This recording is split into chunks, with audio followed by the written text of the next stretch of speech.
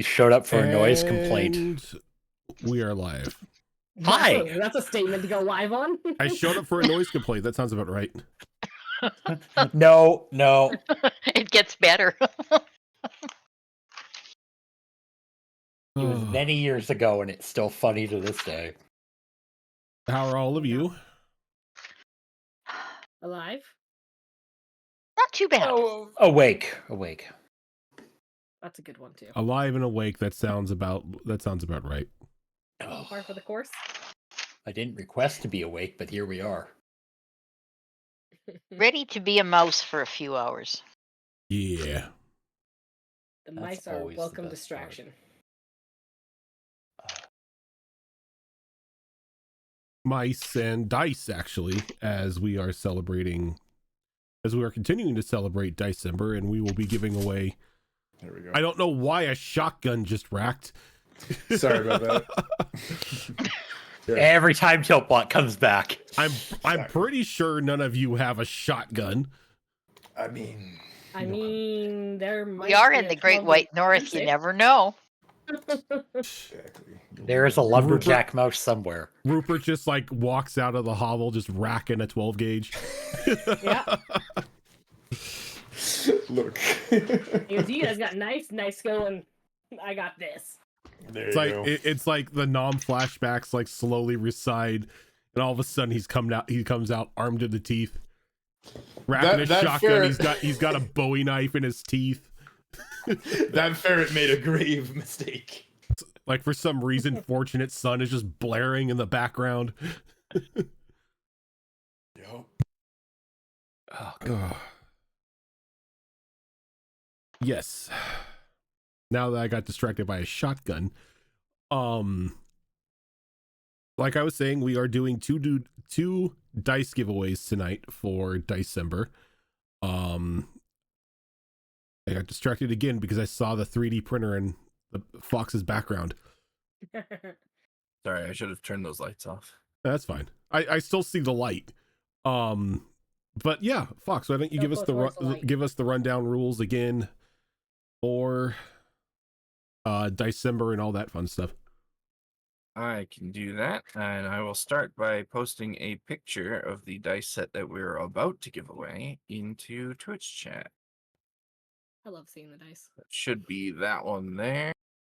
Yeah, that's the one. Okay, so we have just a few basic rules for our December giveaways.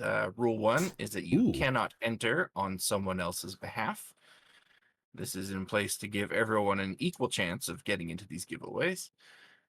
You must be present when the drawing happens, which is likely to be halfway-ish through the stream. And if you are drawn, you have to be able to tell us what it is that you won. Just saying anything like dice or math rocks is sufficient. This is just so that we know you're paying attention to what it is that you're entering a giveaway for.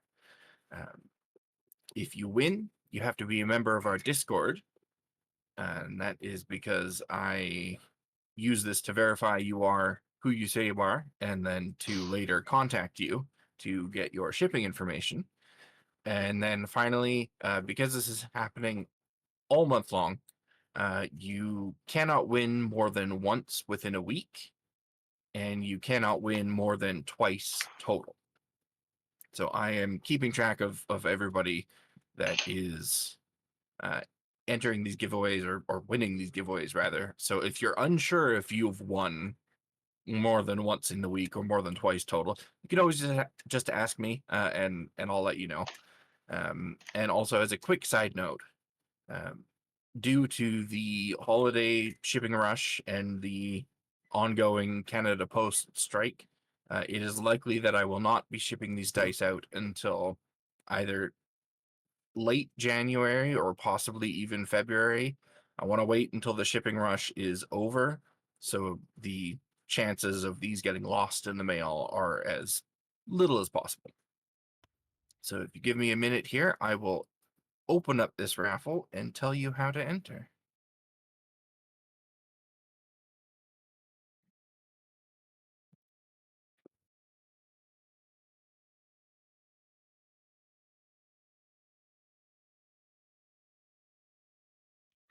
Okay, the raffle is now open. So all you need to do is type !December into Twitch chat, and the bot will record your name. And yeah, we'll do the drawing around the time that we take our first break, most likely.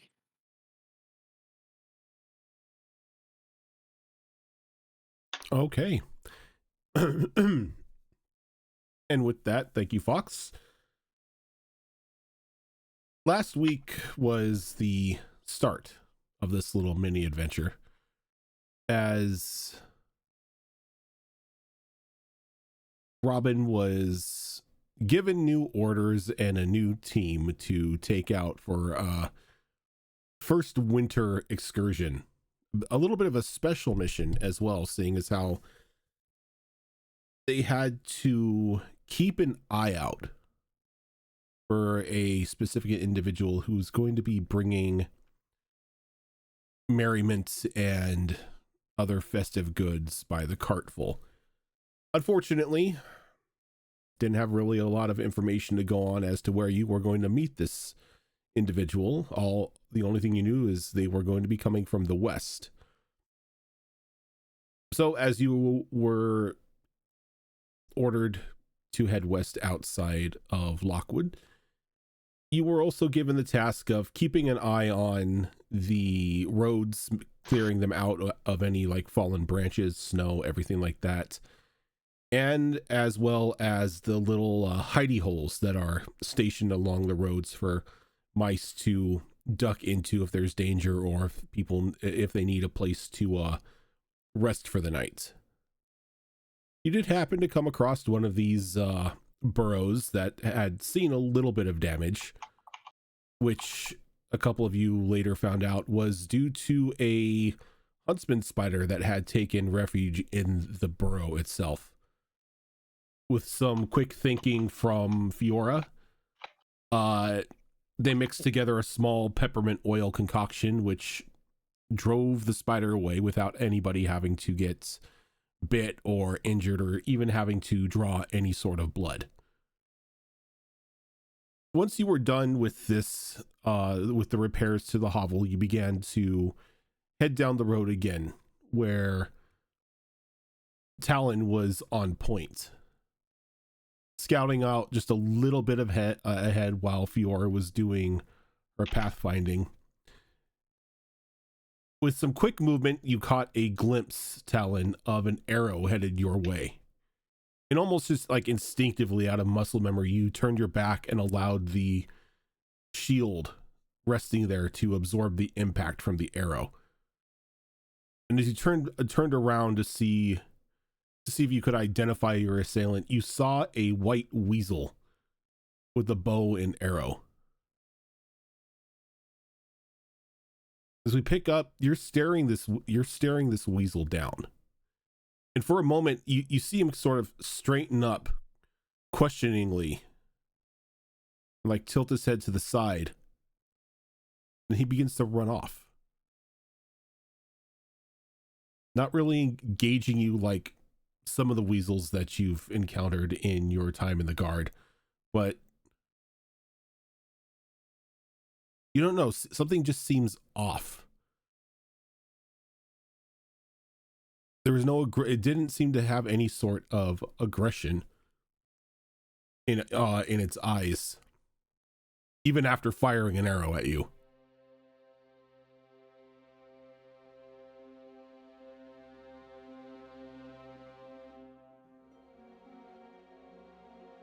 Huh.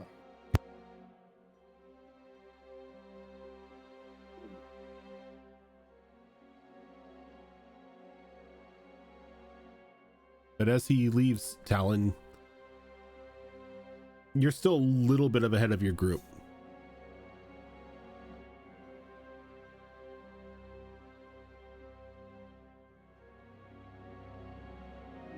That's you, Raven. You're Talon. Why is that? I lost a window. Crap. There we go.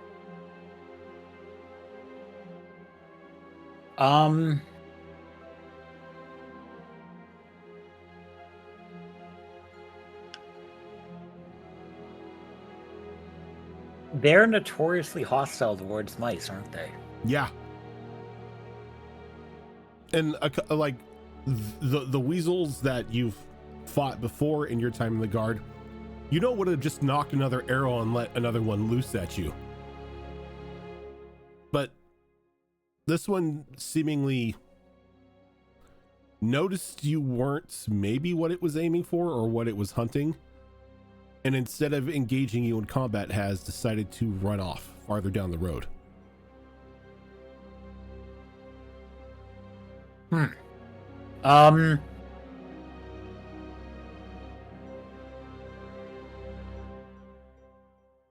Can I?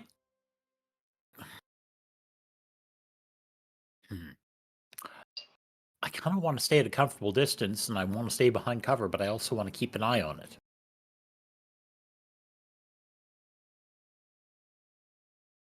Is that possible?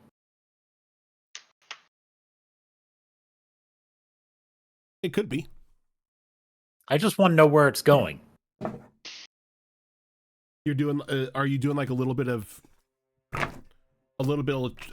tracking on this, or Yeah.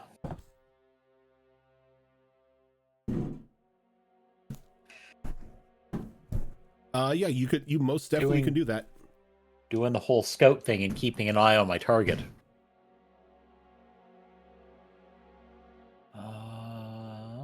You probably want some rolls on that to begin with. Yes, don't you? I do. Okay. Running off the scout. That is 5 dice, 4 successes. 5 dice, 4 successes. Give me a moment here. As I thought this was kids on bikes for a moment, and I didn't even bring my dice out. I thought you were going to say you decided to start rolling d10s instead.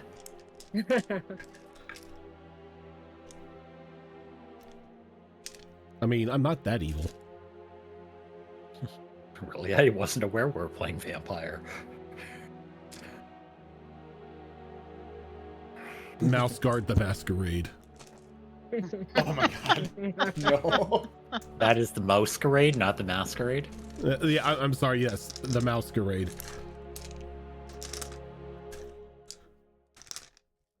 True. I think Hilt may be frozen. Yeah, his camera's like He's stuttering. beep booping a little bit sometimes. Now he's good. I'm having a bit of lag. Oddly.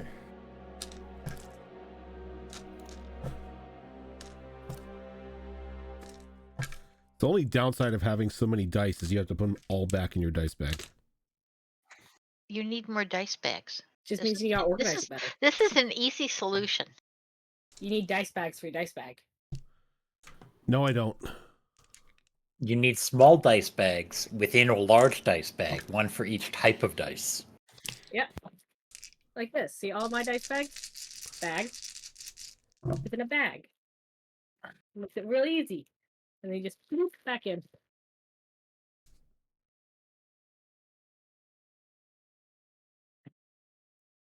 You Bags said for you your had dice how bag. many successes? 4. Okay.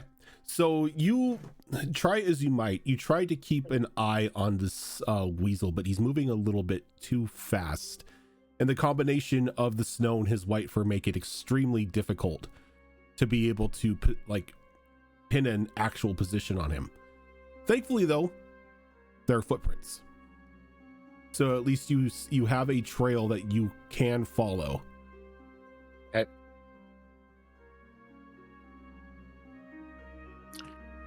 Are the tracks just continuing away from us constantly? Kinda, sorta. I just Are you continuing to follow the tracks?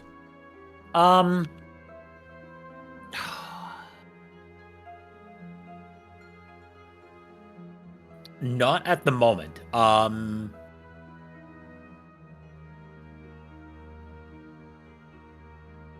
have anything on? Is there like any leaves or needles or anything like that sitting on the ground just in my immediate vicinity?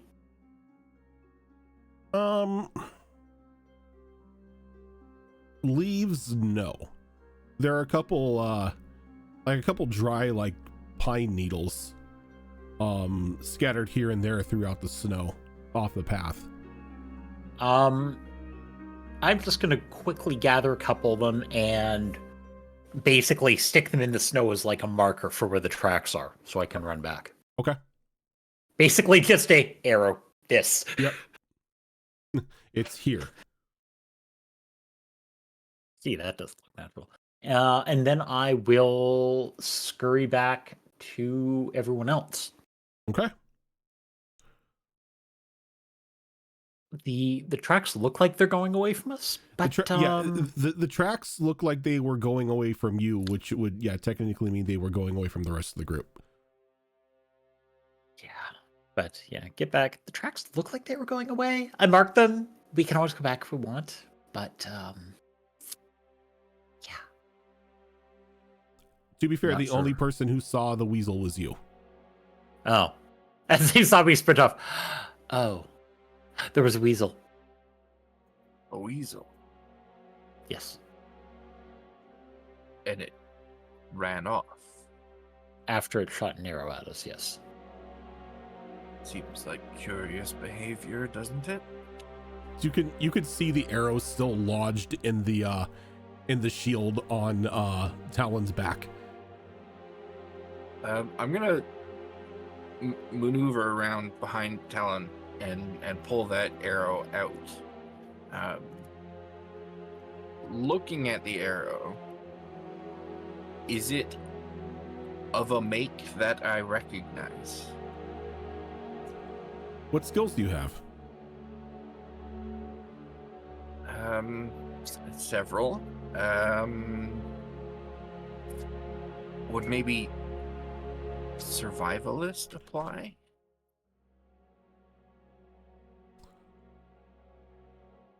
Given, Or maybe predator wise?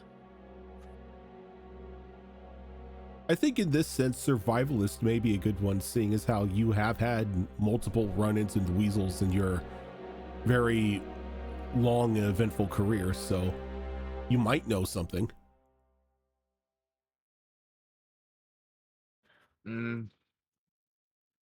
2 successes, 2 failures.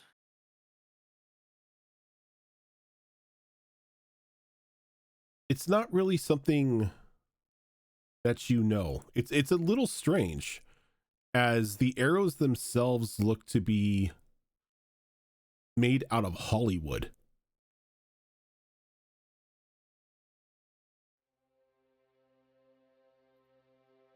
Is this something that I've seen weasels use before, or is this not a material that they typically make their weapons out of? Not a material in this part of the wood.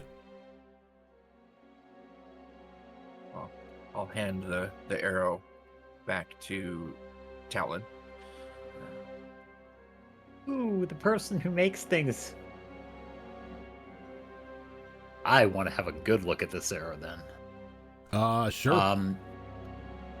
Like in terms of craft quality, was this made on the fly or was this like actually properly produced? Can I assist him in that? And I was hoping to run that off of armor, which is the skill that makes all that stuff. Do you have armor? I do. Yes, you can. So you can add another d6 to that roll, Raven. Perfect. That's 3 successes out of 4 dice. 3 successes? Yep. This arrow was definitely carefully and meticulously created and fletched. This wasn't something that somebody just, grabbed a branch off of a tree, whittled it down, and put in some makeshift flights. Okay.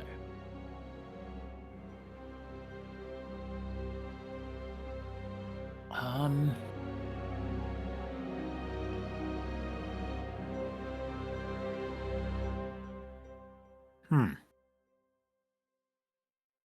still trying to remember names. And as you're like looking at it, you're inspecting that, your nose catches a strange scent sort of coming off of the bark itself. Okay. Clove and cinnamon.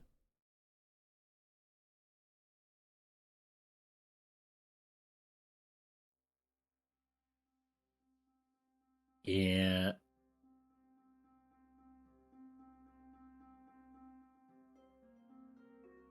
I'll sniff it a couple times and basically hand towards I can't remember character names. Fox. Robin. Robin. That's the one. Put it towards Robin's nose.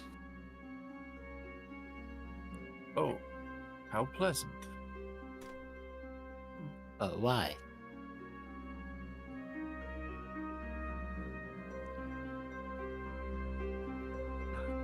This, I think, would be a question for Zoro, but I don't know if she's here.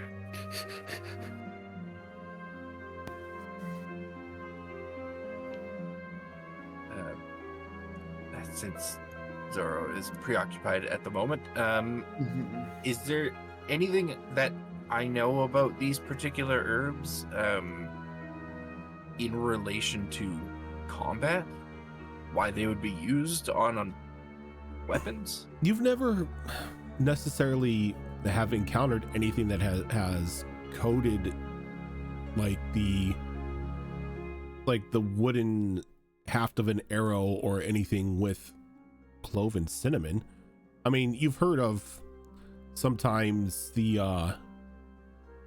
some of like the warriors you've come across, they've like rubbed their blades along poisonous frogs or dipped it into poison oak to cause a bit of like an irritation, but nothing like scenting your arrows with clove and cinnamon.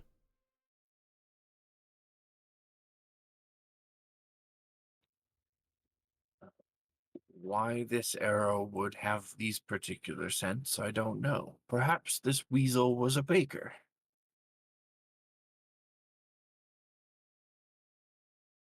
Zoro might be back now.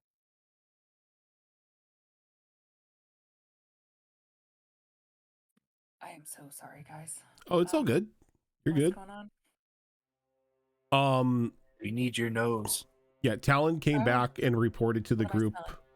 Reported to the group that there was a weasel who shot an arrow at him. Oh, And yeah, I remember and Robin Squeakers and Talon were like investigating the arrow, and Talon noticed that the haft of the arrow is scented in clove and cinnamon. Oh, my specialty. Kind of. Should I make a harvester check? Yeah, I think you could make a harvester check in this sense. Oh, nice. Let me pop my dice out, but I did not get my. Hang on, there we go. Okay. So my harvester. 3 successes Out of out of 3. nice. Those herbs, those like scents in particular, especially the cinnamon, you know, can mess with the tracking capabilities of an animal if they were trying to sniff prey down or if they were trying to track via scent. Also, with the cinnamon being as strong as it is, possibly could be used as a means to either track you down or to give somebody a heads up that you are coming, or that the animal that they had attacked is coming after them. So she'll go ahead and she'll grab it and she'll do her little twitchy thing, just kind of sniffing very quickly as mice do up along the arrow and everything. She's like, Well, first of all, it smells lovely. I do love this smell. However, it is the loveliness of the smell that's a bit of a problem. Quite tricky, actually. Could be a way to mark its scent on us to follow us, or a way to track its own scent to throw us off, or lead someone to us. There's a variety of uses to this, actually. Um, is this weasel still hiding around here? It went that way. I marked the tracks though, if we wanted to follow it, but it was moving pretty fast. Oh. Then yes, I wonder if it's using it to track us, perhaps, or at least lure us somewhere else. Quite strange for a weasel to kind of pop in and then just leave, so definitely something bigger happening here. As far as like their actual intention.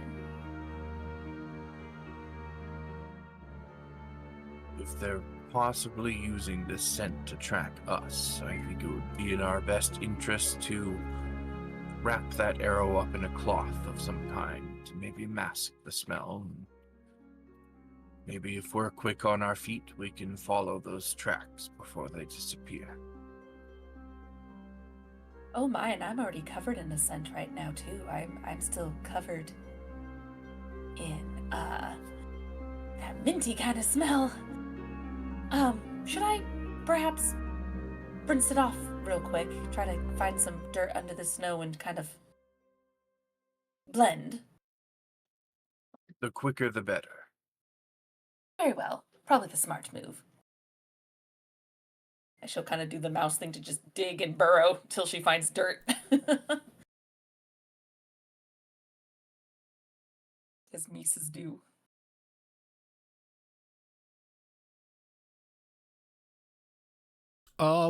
She will hand the arrow back off to Talon, though. Okay.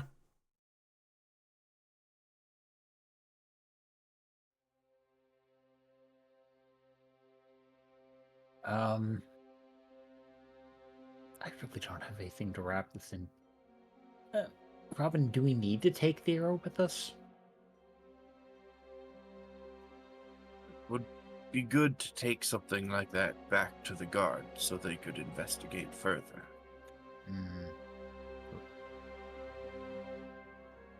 Does anyone have anything that we could put this in? I really don't. I don't carry anything like that. I mean, I do technically. Priscilla, you have a bolt of silk on you, do you not? Could we temporarily use that to wrap the arrow? We could, but then the whole bolt might end up smelling. What if I just tear off a strip of it? And then we could just wrap the arrow in it. It would contain the scent, and then it would give us a little strip of silk that was also scented with cinnamon. That could work. Which could be handy as a diversionary tactic or something, perhaps. Let's do that then. It's also good to keep that because it's another deterrent of certain insectoids as well, cinnamon. So always good to have that with us as well. You should see it on ants. It is quite entertaining. I was gonna say, you ever want to keep ants out of a certain space that they're coming into? Line your floorboards with Mosquitoes. cinnamon. It'll keep them away. Mosquitoes too. Yep. There's cinnamon and minty things are like perfect against bugs. It's nature's repellent. Peppermint, citrus, and cinnamon will pretty much keep every pest out of your house. Mm-hmm.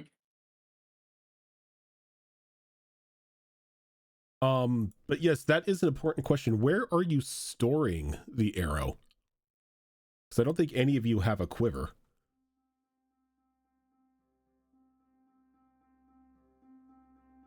Well, since I'm going to wrap it in a little strip of cloth, if we tied it nicely, we could tie it onto someone's belt, perhaps? Belt or the strap of someone's bag and anything of that sort. I mean, none of us are archers, are we? Could just snap it in two to just make it smaller and then carry it that way a little easier so it's not just an arrow sticking out. We could, but It's a nice arrow. it is a very nice Yes. arrow. I don't Would- blame you. Be ashamed to break something of such quality. Hmm.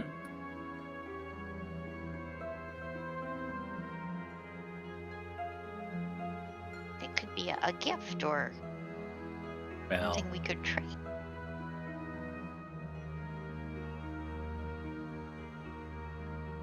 For now, we shall wrap it and tie it off on anyone that wishes to carry it.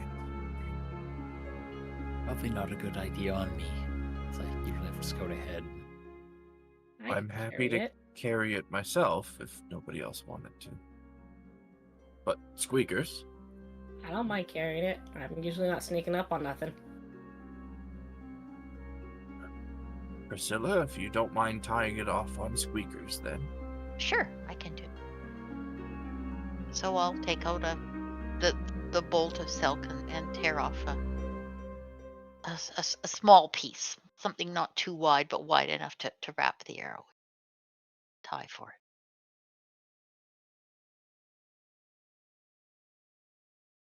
Okay, and it doesn't take too long for you to wrap the arrow and then secure it to Squeakers. The scent from the clove and cinnamon easily being covered by the layer of silk. And because of my skill set, I think I'd probably be able to take that strip and then do kind of a fancy wrap so it spirals down so it would cover it all, but Mhm. wouldn't use a lot of the fabric up. Yeah. You've definitely like done small wrappings on items before in your time as a seamstress. So yeah, this is like any other day. Just this time you're wrapping ammunition of warfare instead of, spools of cloth.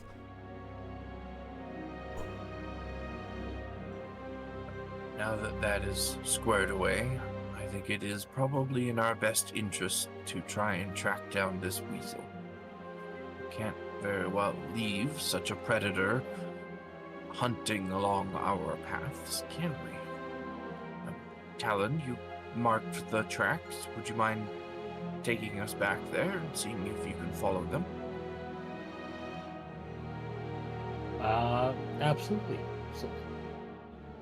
And I'm going to sort of bound back in the direction we were going. Okay. Thankfully enough, it's not really snowing at the moment, so you lead the group up to the small little it's not an alcove, the small bend in the road where the weasel was initially hiding when he shot at you, and everyone can see the pattern of footprints tucked into the snow itself. Though it's the running like the movement pattern itself, it looks like it was deliberately made to look a little erratic, as to try to throw anybody off of following it. But I shall follow it anyways.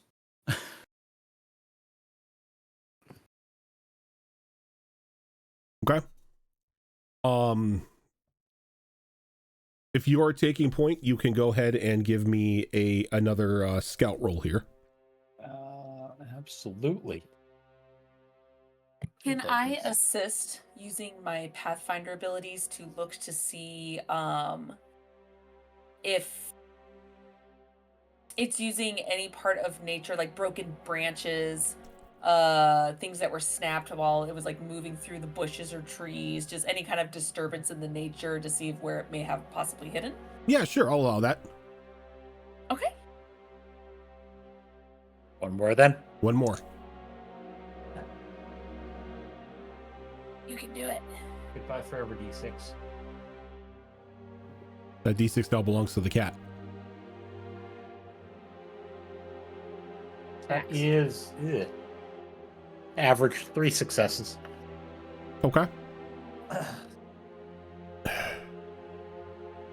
You begin to follow these erratic footprints. And at first it starts off fine. You know, you're as erratic as they are, you're still able to, you know, put one foot in front of the other and begin to follow them as they go deeper off the path, through, like in between trees and through brush and everything like that. But it gets to a point where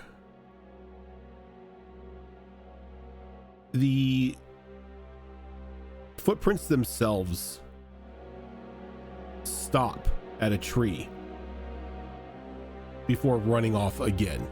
And you can tell this because the footprints are a little bit deeper and they're a little bit disturbed, as almost as if they were moving back and forth a bit, like grinding their feet down into the snow.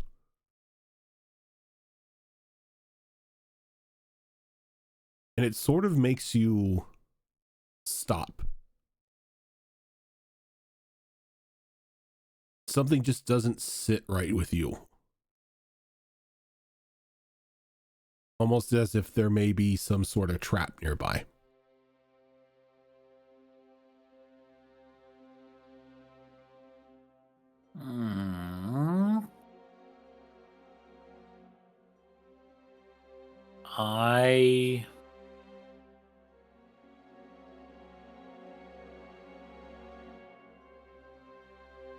I'll stop.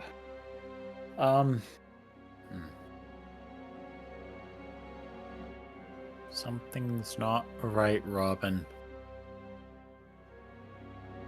What did you find? Grab my sword, stab at some of the tracks that we were following, and then point to the ones in front of us. These are much, much deeper. Almost overly intentional. There might be a trap or something.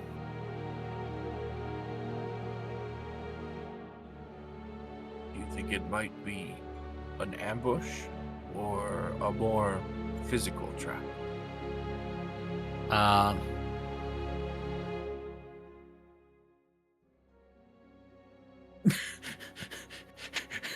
Just a shrug and I'm not sure.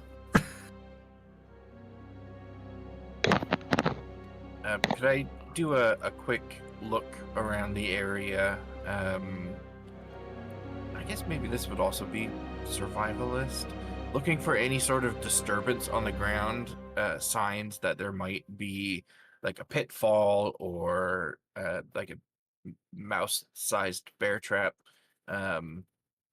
like underneath the snow that was placed there and then hastily covered up.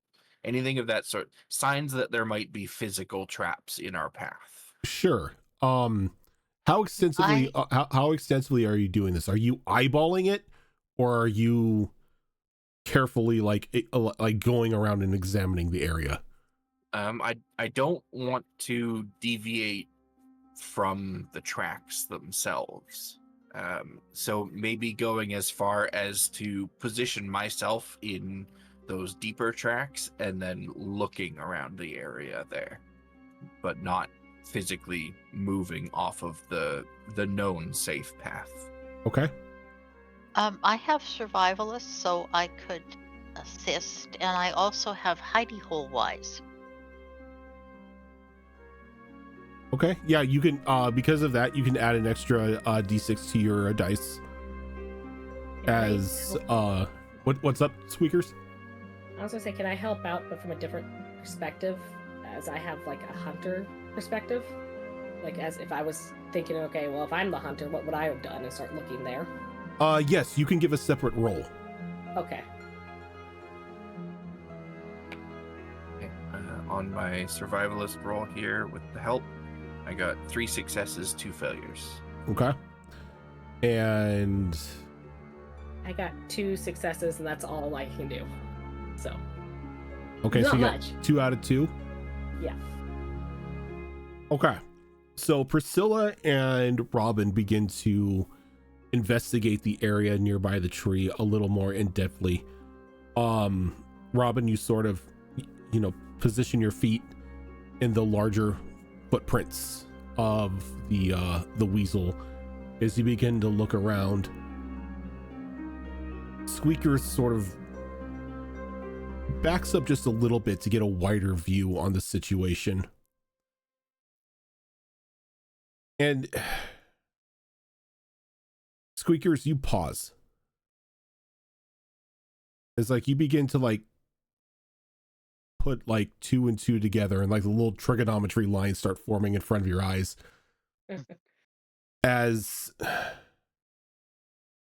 there is the way that the trees are spaced from another and the pathway in between it, there is a perfect setup for a small tripwire to be hidden in that snow somewhere.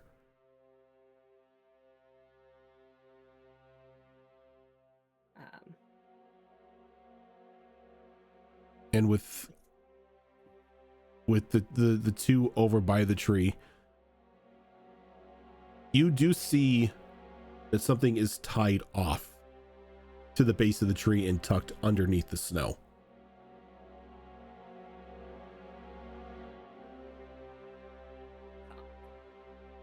Are they moving? If they're over by the tree, I'm more probably calling don't move. And I'll point and there's a wire. Good eyes, Squeakers. Good eyes. Looking at where this tripwire is and where it's tied off, I want to try and just follow it with my eyes to see what it's tied off to, what it triggers, whether there's a net or a rope or something attached to it, or maybe there's signs that it's covering up a pit of some kind. Just trying to determine what the actual trap itself is. From where you're standing, and from what you've seen upon your investigation, this tripwire more than likely is going to trigger some sort of large net trap.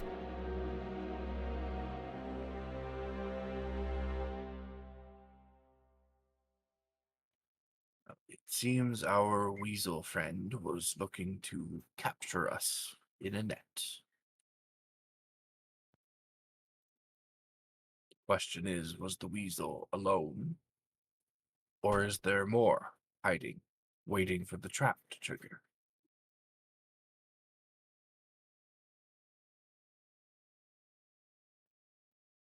Squeakers, Yes. how would you resolve our current predicament?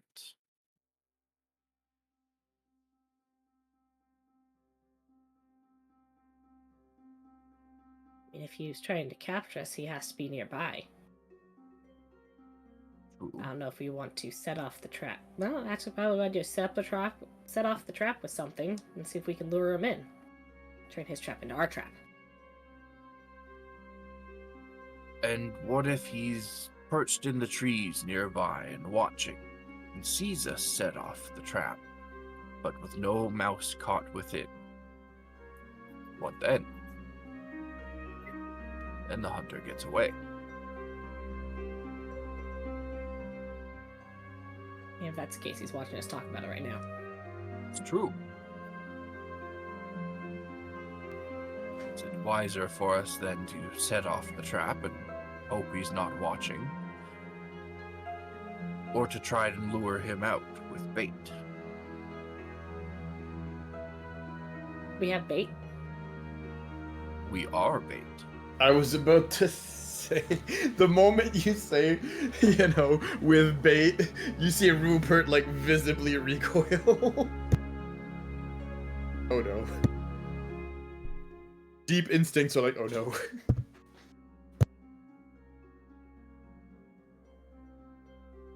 I'm not bait, I'm a mouse. Mice often are bait. It is unfortunately a fact of our life. Do you want me to run into the trap? I did not give that order. I am merely explaining that it is one of the possibilities before us. You want us to just trigger the trap? I do not want the weasel to get away. How we stop him from getting away is yet undetermined. Well, I do have one idea to trigger the trap for us from a safe distance. She does look over at Rupert. Hey. What's up? I notice you I have know that out little of character. slingshot. He's just scatterbrained. What? I notice you have a slingshot. How good Yeah? is your aim?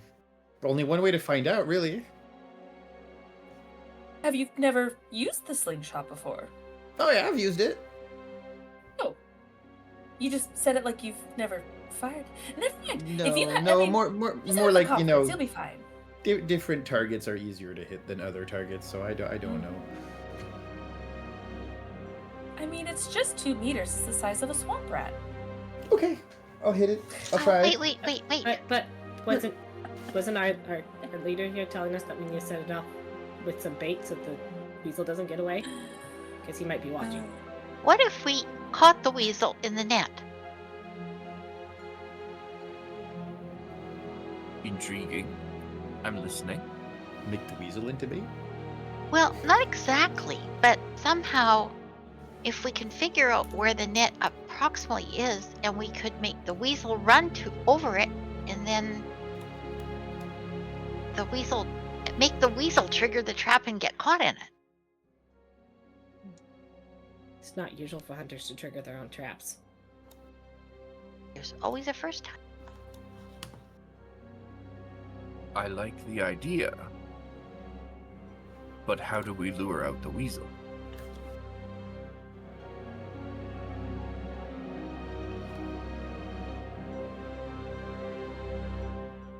Can we figure out where he is?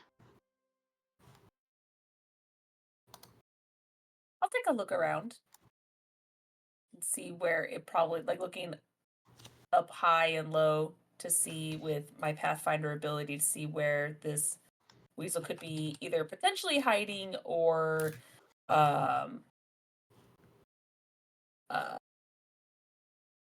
veered off and headed towards.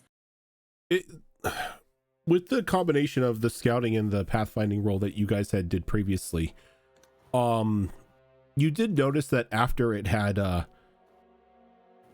like dug its feet down into the deeper footprints, it went and continued off a little farther into the like the forest area, like off road, like passing between those 2 trees. It could be this trap has been here before and it was aware of it and continued on.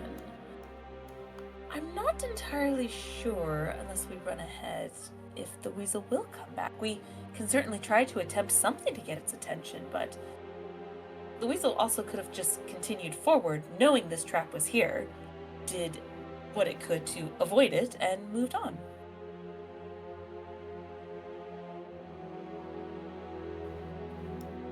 But I'm not sure. This is just a guess. It is a well-educated guess. So now we have the decision before us. Do we trigger the trap and move on, so we're not leaving a trap near our pathways? Or do we try to bait the trap and wait? Which of these options seems best, given our circumstances? Rupert looks defeated, and he walks up towards the net, towards the trap. Oh my god. Rupert, are you okay? I'm not Um, hopping on it. I'm just walking up to it. How close are you? How close are you trying to get, and like your approximation as to where the trap ends? He'd probably walk up to where the others are instead of standing behind them. Which for him is already a lot because usually he'd always stand behind the Okay. others. Are you trying to stand next to Robin, or are you standing behind Priscilla, who is behind Robin? No, I'd probably walk like next to Priscilla behind Robin. Okay. If it's at all possible. Mm-hmm. And he'll just raise like one hand, slightly trembling. And you say, I got it. I just...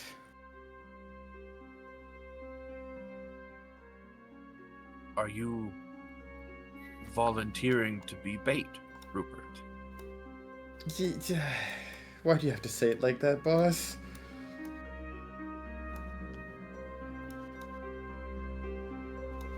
But I mean, yeah, look at me. I'm kind of fat. I'm a juicy morsel. You put me in that net, and yeah, I mean, anything is gonna want to come and eat me. Oh, don't ever say that you're fat. It's your winter coat. It's actually very smart to have this time of year. Yeah, thank you. And he kind of looks back at Robin and says, well, we should probably do this before I lose my nerve. That's if everybody wants to do it. Well, I won't command you to do it, but if you're willing, I think it would be in our best interest to at least attempt it. If the weasel doesn't come, then we get you down from there and we continue following the tracks. Okay. I'm gonna regret this, aren't I? And, for a willing sacrifice. Tuck in your arms so they don't get caught in the net. Okay. And yeah, he'll tuck his arms in and yeah, he'll walk forward. Oh God. Okay. So, as Keeping his like else, tools like, and stuff against is him as much as possible. Are Priscilla and Robin backing up at all? Yeah, Robin's gonna back up a little bit and kind of position himself kind of behind a tree so that if you're looking towards the group of mice from further down the path, you can't immediately see him. Okay. Priscilla will back up, and then she's going to cover her eyes with her paws. Okay. So, as Rupert, are you just walking, or are you like jumping into it? I don't really know how far I have to go to get there, so he'd probably like kind of trot a little bit, and then give it a little short jump. Okay. And where he thinks it is. You see him just like do a little short hop as the snapping of like multiple twigs and then the unraveling of multiple wires begins to like sound in the area as you are pulled up into a like a little circular net, and you just go zooming up. And as like you go up about like halfway up the tree, and you're hanging there. Oh yeah, we're hyperventilating. And it's sure. like you're hyperventilating. You now see the like Rube Goldberg-esque trap that this thing has set. As all this is going off, you see other wires and ropes unraveling and snapping, located around other trees, and you see tucked away behind one of the other trees is like this small like makeshift trebuchet with a rock aimed at the tree that you are now against. Uh-oh. And as you None of us see this, right? no, none of you. You see like the unraveling and stuff, and you have no idea what's going on. But then you hear the whirl and the stress relief of a branch that was pulled back as this rock goes flying out from behind the tree, streaking towards Rupert. Rupert, I need a health roll from you. Oh no. Okay. Let me get that out. It's a 5 dice. It's health roll is off of our number of health. Off dice, of your right? health, yes. Okay. Yeah, so this we're at 5. 1, 2, 3. It's that's okay. 4 I'm a healer. successes. Well, 5 out of 5. Okay. So Rupert gives just this loud shriek, and you brace yourself for the worst. But given how that this isn't a professionally made catapult or trebuchet, things can go wrong as the rock hits right below you and just slams into the tree and just leaves this very disturbing looking dent as it hits the tree, and it falls to the ground, a very loud thunk. I'm never taking my pinecoat armor off ever again. Ever. Are you And, alright? No, I almost died. You're still in the net. Yeah, like I'm free. Points at Like the this is mouse from now. all the way up top. Like I almost died. Ugh. And when I say halfway up the tree, I don't mean halfway literally up the tree. Keep forgetting your mice. How high? would you Yeah. say? If we were using mice as a method of measurement, probably about 10 mice high. Oh my. Well, we certainly need to come climb up and get you. I mean, we're mice. We can climb trees. True. Just who wants to go climb up and get them is the question. Before anyone moves anywhere, let's give it a moment to see if the weasel comes out of hiding. Very good. How long are you giving it? 5 minutes?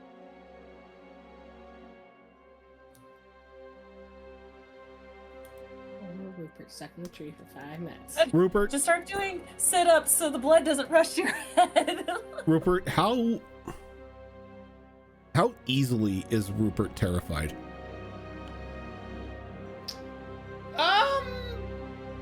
Want me to give you an inverse nature roll? Because apparently, the higher your nature, the more you give in to your instincts. Do you want me to give you something else as a roll?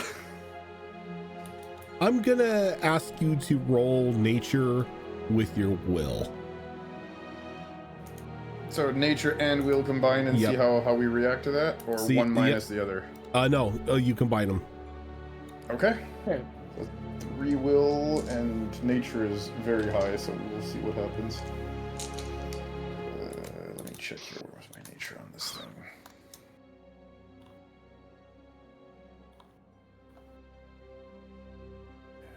There it is. Okay. So that's 1, 2, 4, and then another 4. That's 3 out of 4. So it's 5 out of 8.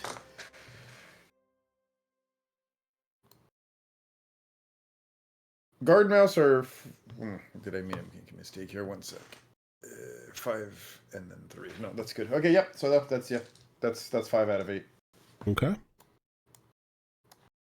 But knowing his character, like he's not having a good time. I'll tell you that much. So your disposition right now is 5. Okay.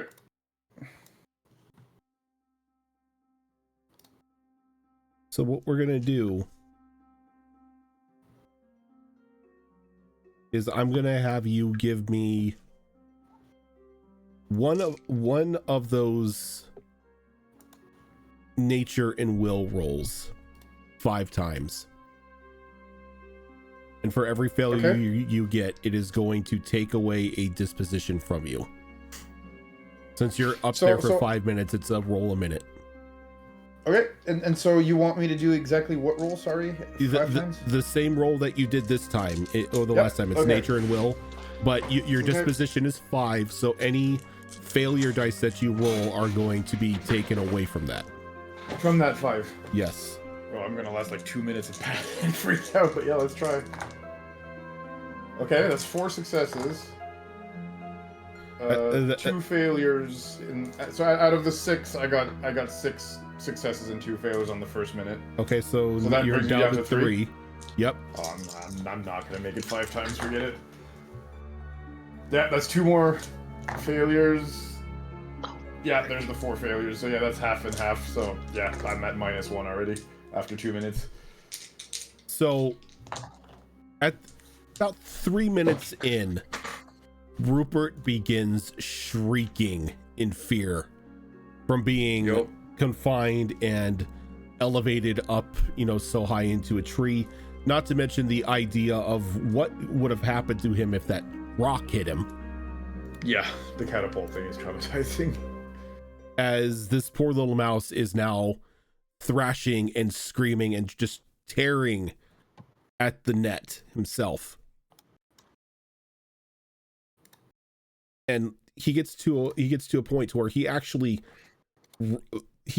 damages the net enough to release himself. Oh no. And not even thinking, not in such a panic and everything, the only thing in his mind is, I gotta get down. And you see Rupert jump. Oh no. Poor thing. Oh no. Can I try to catch him? Would that help the situation at all, or would that just be a detriment to us both? With my fat ass, do you really want to try? We didn't have weight. Weight was not a factor. You could try to break his fall, though you do know standing under anything falling could harm you. Oh dear, someone take off their cloaks. 2 strong people, really quick. Hold each corner. Better. The silk. We can all hold the corner of the silk. I don't know if there's And time for that. as this He's already conversation is happening, you hear No. boom, as he hits the ground. Ow! Can I get a health roll minus 1d6 from you? So, yeah. So 4 instead of 5. Yep. Okay. Okay, well, at least my health dice like me. That's a 4. That's a 4. Okay. Being pudgy is useful. Do you bounce? You are one lucky little mouse. As you fall and you hit like just a bank of snow. And you sink in a little bit from the impact, but doesn't seem like the snow was tightly packed.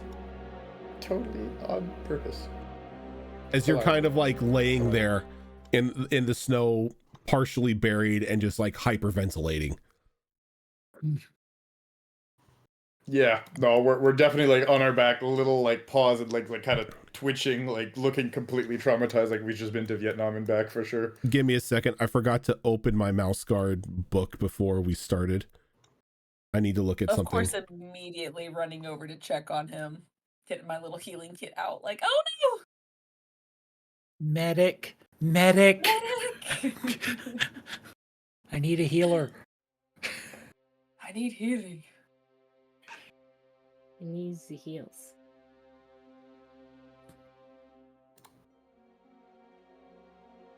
Okay. In this sense, Rupert, you're gonna have the angry condition applied to you. Okay.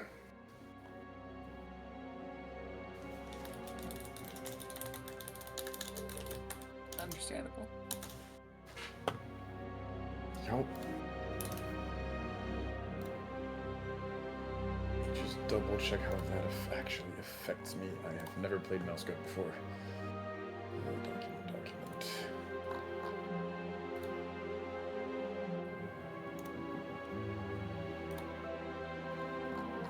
I do have to go and get the document. Give me 1 second. I have never been angry before. Well, in mouse guard.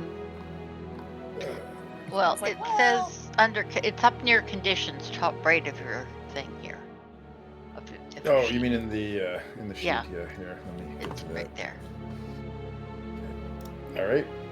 We are now officially angry.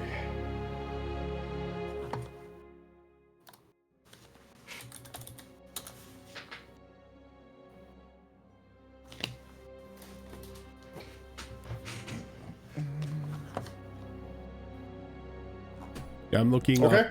I'm looking up the specific negatives for.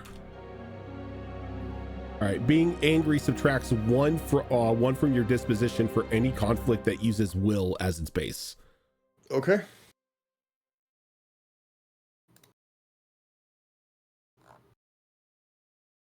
Makes sense after what we just went through. Yep. Completely understandable.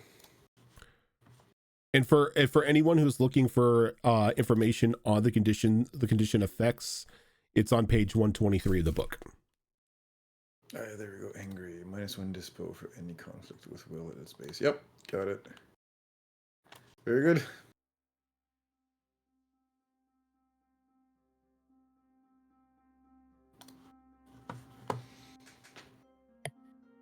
Oh my goodness, are you all right? No! No, I'm not. Let's never ever do that ever again. I'm staying on the ground from now on. That's probably best. Let me take a look at you. Let me see what we have to work here. So I start pulling out my medicinal herbs and everything to take a peek at him. Okay. Yeah.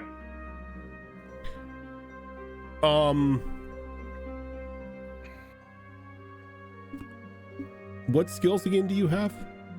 I have healer. Ah, I have perfect. straight up healer. Go ahead and give me a medicine check. Okay. Oh shit, the dice are spicy. Aw. 4 out of 5. 4 out of 5. Physically, Rupert is fine. The fates seem to be with him as he decided to do a swan dive from the tree. Though you could just tell by the look in his eyes that he's a little scared out of his gourd at the moment. Understandable. Like his eyes are like wide and dilated. His chest is like his breathing is like rampant. Like if you had like a stethoscope, you probably hear the conga line that is his heart at the moment. Yeah. If this mouse were a rabbit, it would have died of a heart attack. Oh my, well, you're mostly good. I know you've just experienced some trauma. It's not much, but this may help you calm down maybe just a little bit. And from her pack, she's gonna pull out a little bit of her rations and pull out a dried apricot and just be like, here, something a little sweet to help you. To make you feel a little bit better. And you because recovery works is you could attempt to make a recovery for a condition once a turn, and you are being given this food, and I know Rupert does like his food. He does. He's Rupert very much can give me food-oriented. a will check, a will roll. Okay. But with that minus one, because you are angry. Okay. Well, 2 dice. Let's see. 50-50. 1 fail, 1 pass. 1 fail, 1 pass. Rupert doesn't feel like eating. Nope. Who are you? You see that little like piece of dried apricot, and you just quickly push it back to Fiora. Oh my. Well, like I said, you did experience something. I'll just save this for later for you, but the good news is you are all right. No bumps. She'll just try to pat him. He kind of like has a bit of a there's no way in hell that, you know, this is okay type moment. Obviously. But, you know, when you say you're okay, there's definitely a moment of, there's no way I'm okay. Well, at least nothing's too broken, I guess. Nothing's too hurt. Never let me do something stupid like that ever again. No, I think we're good just keeping you grounded, just like you said. Well, yeah. Yeah, let's just leave it at that then. And yeah, he still looks, again, very much, you know, I've seen Vietnam right now, so he's not all there, I would guess, right now, considering what just happened. No. No, we're not quite plugged in.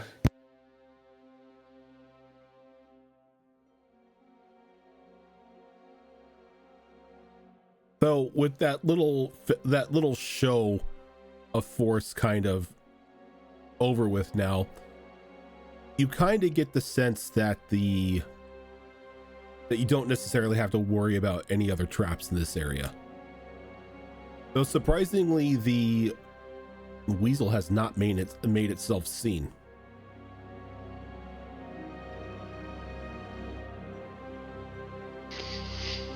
With all of that out of the way, seems our long-bodied friend has not shown themselves. So how about we continue following those tracks? Sounds like a plan.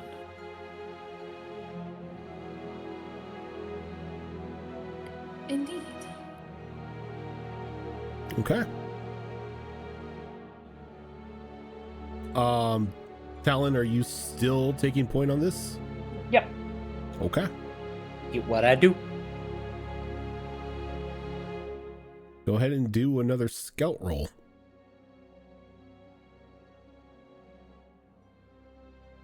Well, that's depressing. That is one success on that. One success? One.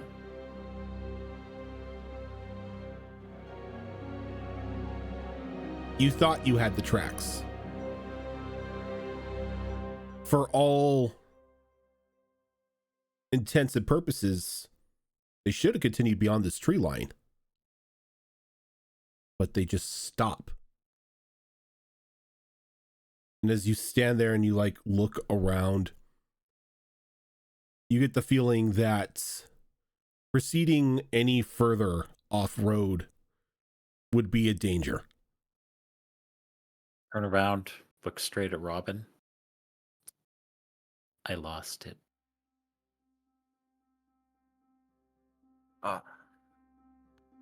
Well, that's a bit of a shame, isn't it? Yeah. But it happens to us all.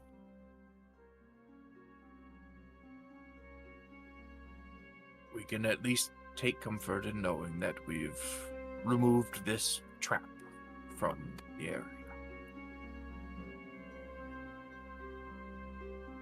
True.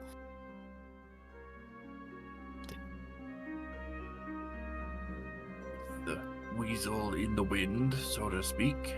I think our best course of action is to return to the path and continue towards our next destination. But if anyone has any other ideas, I am all ears. And he wiggles his big floppy ears.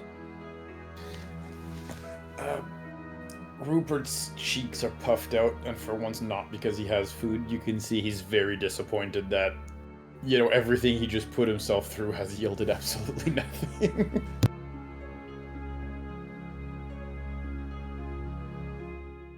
Oh, don't be so upset, little Rupert. We may not have caught our weasel, but we still accomplished something here, I think. And even if we haven't, the experience itself is quite valuable. I'm gonna be completely honest with you, sir. That's experimental value I could have gone without. Well, now you know to avoid it in the future. He kind of like he narrows his eyes a little bit, and you can see he's kind of biting back a bit of an answer, but he just like puts one of the pieces of food or whatever that he has in his cheek pouches in his mouth and just chews on it rather than say something. And I think Robin just lets out a loud, boisterous laugh at the reaction. He was just half saying it for a reaction, so he's pleased with it at the very least. Good. And starts to head back towards the path.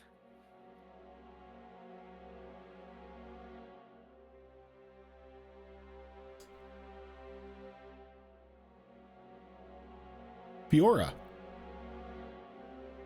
Yes. our Pathfinder, can you give me a pathfinding roll as you're making your way back towards the path? Yes.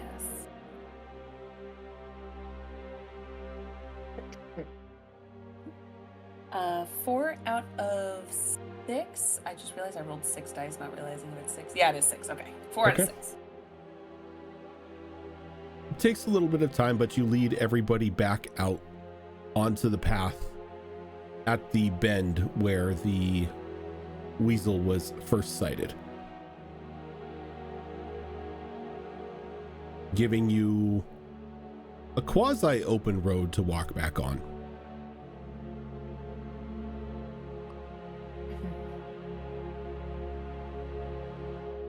Well, for now, at least are a bit back on track. I did find our way back if we want to proceed forward.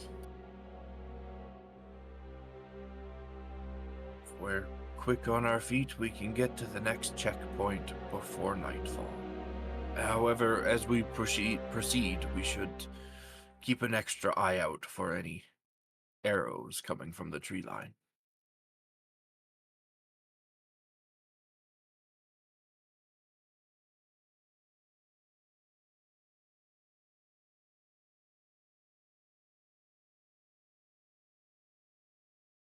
So who's taking point?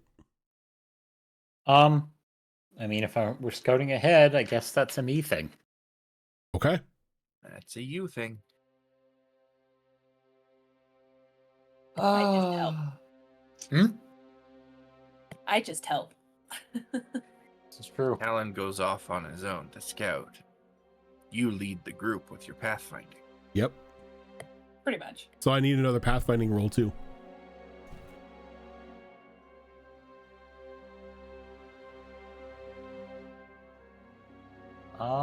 That's net positive. That's 3 successes on 5. Okay. 3 on 6. All right. Still good. So you a little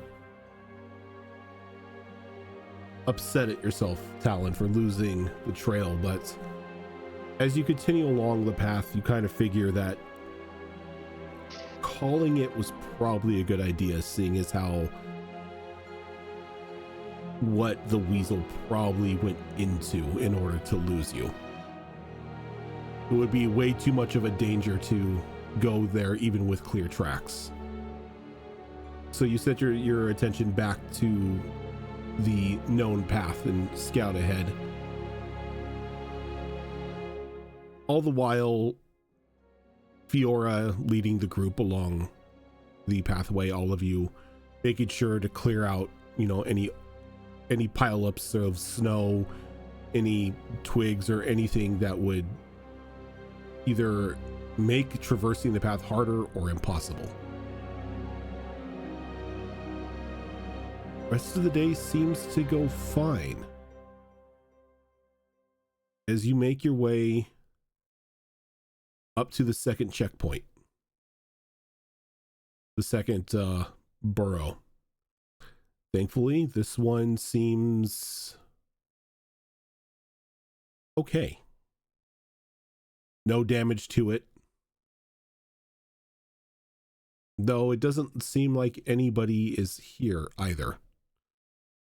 But it could make for a good place to set up camp. You don't want to be out on the roads at night anyway.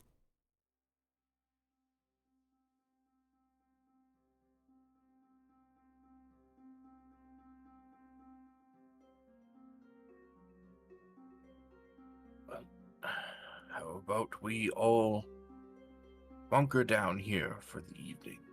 Get a nice warm meal in our bellies, a good night's sleep, and continue on in the morning. Sounds good.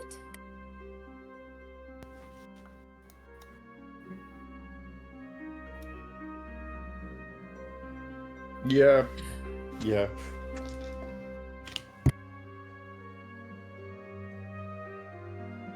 So, Ruben, are you still all right?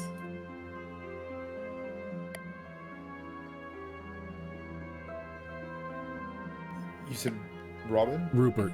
Rupert, are you Oh, all right? Rupert. Sorry, I didn't. Yeah, that's why I was like, did I hear you right? He's clearly still a little shaken. When you ask him if he's all right, he kind of looks up. It was apricot, right? Yes. Actually, I was just gonna say she's like slowly pulling it out, kind of doing the little waggle, like, "Do you still want it?" If she waggles it, he's gonna be like, no. He's gonna turn around. No, not like you want it, more of just kind of like it's still here if you want it, kind of. No, she's not teasing you with it. Like, really? Is this how we're doing things? Here comes the airplane. But yeah, he'll just kind of like grab it and just shove it in his cheek pouch and just like, while just slowly chewing on it, with his arms kind of like crossed and just as Makes he's her happy. slowly chewing on it. Yeah. Okay. And much like the last rest point that you came to, this one is built along a tree as well, though it's built at a point to where it gives a decent amount of cover underneath an uprooted root.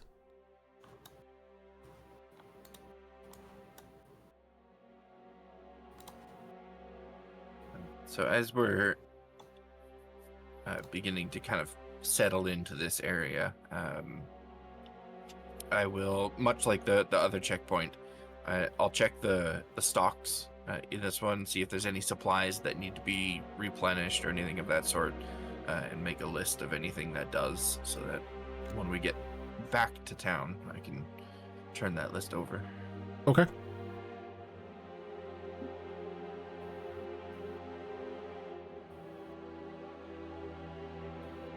So you do a quick once over the place, see what stocks are in there, what needs to be filled. You make your list, you check the log to see if anybody's checked in here at some time. Doesn't seem like there's been anybody in here for a couple weeks. I'll also make a note in the log about the encounter with the weasel, so that anyone that passes through can be alerted to it.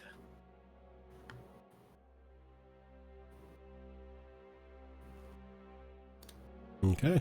So as you're setting up camp, are you sticking to just pretty much rations, or is somebody going to try to cook something up?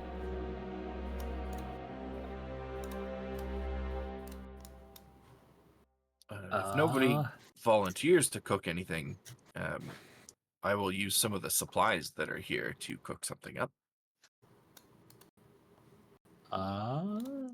I can absolutely assist with cooking. What do you have to assist with cooking? I'm just curious. Cooking. That would do it. I'm gonna leave all the cooking to you then, because I don't have cooking, and you Oh. don't want me to cook the meal in that case. I was just gonna use herbalism to at least make like some sort of like broth or something with some spices and herbs kind of situation, but yeah, that works too. The scout is also the cook. I mean, makes sense. Oh, okay. You have a little Western hat you wear, like with 6 guns. Somehow I'm getting this vibe. All right, so yeah, the cooking roll. Oh, and was anybody assisting in any way with that? Yeah, like I said, I have spices and stuff for cooking and stuff like that. So I will allow to use the spices for an additional 1 to that roll. Perfect. All right. 2 successes on 2? 4.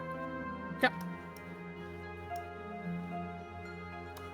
I call It's that palatable. 1 step up from incinerated. Yep, it's a meal. I mean, it's, you know, not chef quality, but you know, you're out on the road, you know, it's decent camping food. Warm, exactly. And as you're eating this food, Rupert, Rupert, if you are joining in, you can give me another will roll, and the food will give you a +1 onto it. So then standard, because the Standard anchor and 3, the food yeah. cancel each other out. That is 2 successes and 1 failure. All right. So as you're sitting there, you begin to eat the food, and it begins to warm you up, and everything, that anger slowly but surely begins to dissolve away from you. Fine. As Rupert is no longer angry. Did you say it like you were disappointed? No. You're like, fine, I guess He's- I'm cured now. All right. No, he, not me, him. But yes. You know how the Yeah, saying well, goes. I'm not angry, just disappointed. I'm hangry, thank you very much. He just starts shoving it in his cheek pouches and just filling the cheek pouches again. Could those of us with the Weather Watcher skill try to see what it's going to be like overnight, so we would know if we need to take any particular cautions? Yeah, you can. As Rupert is currently recovering Food from his occupied. angry, so Priscilla, if you have Weather Watcher, you can. Yeah, I do. And then that's just straight those skill dice, right? Those skill dice, yes. That's 2 successes, 2 fails. Doesn't look like snow, thankfully, though you have a feeling that you're in for a rather cold night, so it's probably going to be a good idea to be able to keep that fire going. Okay, so I will say to the group that, well, it doesn't look like snow, but when it's clear like this, it's often colder, so we could keep a bit of a fire going and we'll kind of be somewhere closer together. We'd have a better sleep. Sounds good.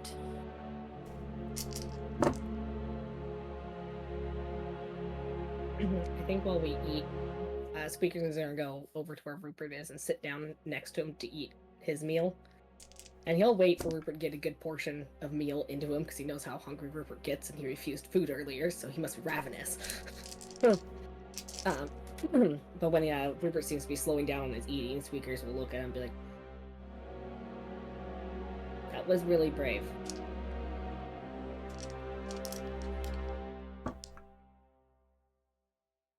You're And muted. you're muted. He looks up and he goes, "No, that was really stupid."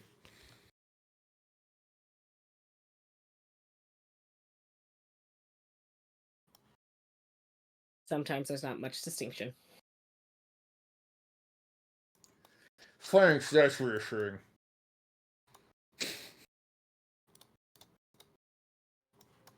He takes a deep breath and then he kind of looks up and he goes, "You know what? I still appreciate what you're trying to do. Thank you." I'm glad the boulder didn't smush you. Yeah, I'm glad the bullet didn't squish me too. Thank God. Which, in Squeaker speak, is about as close as you get to a compliment. Yeah, no, for sure. Squeakers, as you say that, you finally put two and two together on that trap. It wasn't that the rock was too heavy or the tree wasn't strong enough.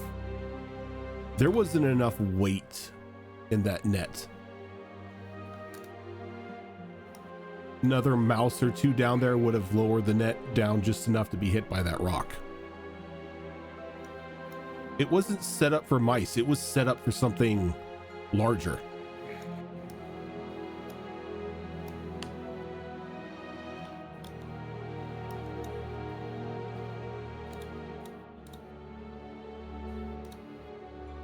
It's gonna be off.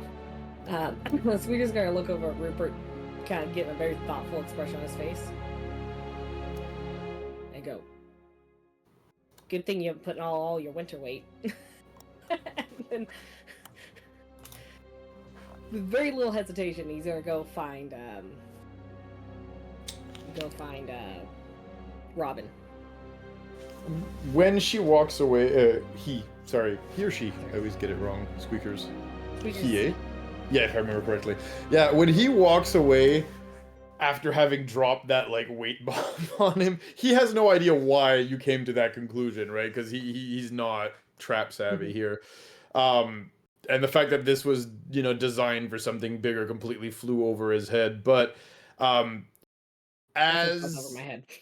yeah, no, but for him it just goes. But when you mentioned the winter weight, it's a good thing you didn't put on the winter weight. He has this like indignant, almost horrified look because he has his winter weight on right now. So the mere idea that you think that he should be even fatter, he's like, puts more food in the mouth, keeps chewing. Rojan, give me the angry condition back. You need more food. That's all he's saying. That completely goes over Squeaker's head. He does not understand what he said was rude. But he will find Robin and be like,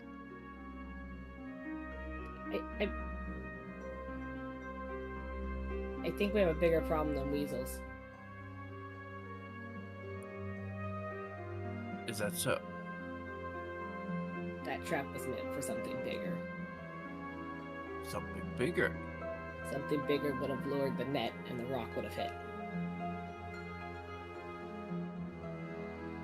And what sort of bigger predators do you think are roaming around these woods?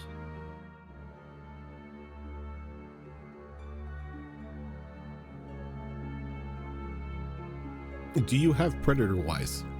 I do. Go ahead and give me that roll. 1 success and 1 failure. 2. You know Could this. I know it's a little late, the roll's already done, but could I have helped with that roll using my instructor ability? Because I too have predator wise, and I'm asking the question, what do you suppose is around here? Not because I don't know what's around here, but because I want the group to kind of use their Teaching skills experience. and yeah. Yeah, go ahead and throw in another d6 on that roll, Gilly. That's another success. Okay. So in the area that you're in right now, predators in the general vicinity would be wolves, weasels, spiders, and like this time of season, owls. Wolf would be too big.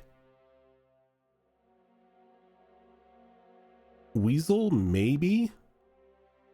Bird's gonna fly over that net, and most spiders, unless they're really, really hungry, are gonna probably try to stay as warm as possible.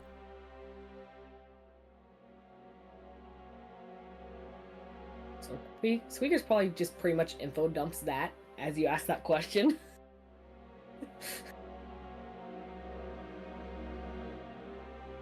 So it sounds like you're saying the most likely candidate is another weasel. Or perhaps it was designed for multiple mice. Or a raccoon. Raccoon? It Think- was weird that the weasel ran.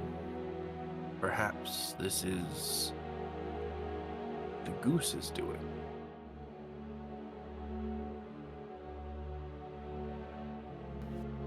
It was weird that the weasel ran. I mean, I know I'm scared, but I'm not that scary. When you say perhaps it's the Goose is doing, you see kind of Rupert put up his hand, and he goes, "How does a goose make traps?" Well, I've never seen a goose do it myself, but if Right? the goose has made friends with weasels, the weasels are certainly capable. So we have to deal. Oh no, we have to deal with a goose and an army of weasels working with the goose. Oh no.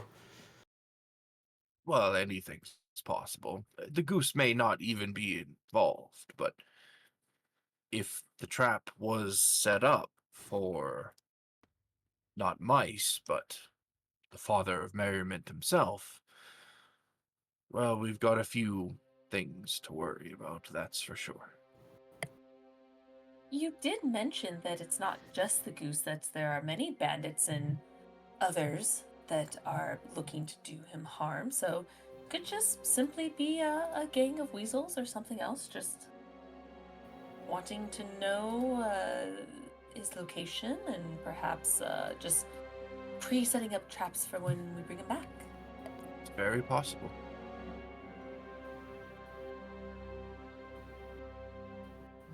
Would explain why the traps are on, well, following our paths.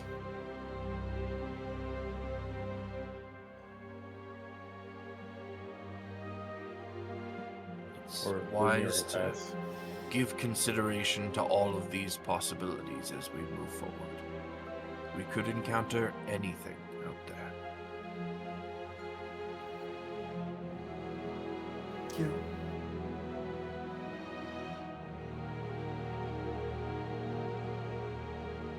And as you're having this conversation and people go back for seconds for meals and everything, you slowly but surely begin to wind down for the night. Taking a secure position in the hovel that this safe zone offers. You make sure to keep the fire going at least for a majority of the night to keep everyone nice and warm. And as you fade to sleep, we are going to go ahead and take our first break here. And then when we come back, we will do the first drawing for the first set of tonight's dice for December, and then open up the second one. But give us about like 5 minutes or so, everyone. We will be right back.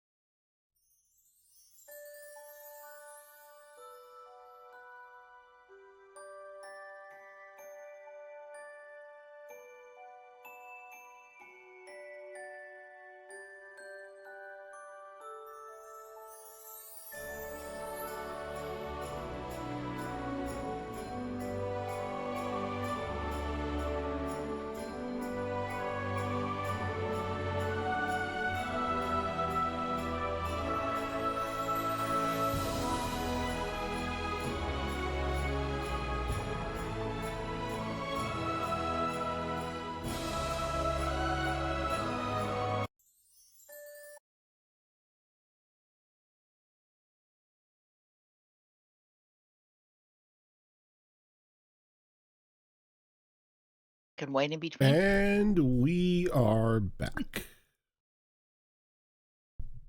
I don't like that riddle. Huh? That one hurt my brain. Letters are black and white. So, before we get back into the shenanigans, we've got some dice to give away. Oh yeah. We sure do. So before I close that raffle, which you just have to type !December to enter, I will go over the rules again real quick. Rule 1 is that you cannot enter on someone else's behalf. Rule 2 is you got to be present when we do the drawing, which is right now. Rule 3, if your name is drawn, you got to tell us what it is that you have won in order to claim it. Rule 4 is that you must be a member of our Discord, and either give me your Discord username if you win, or if you're somebody that I know, I'll just grab your Discord username. And rule 5 is that you cannot win more than once within a week, and you cannot win more than twice total. I'll give you a few more moments here to enter into that giveaway, and then I'll close it up, draw it, and we'll start another one.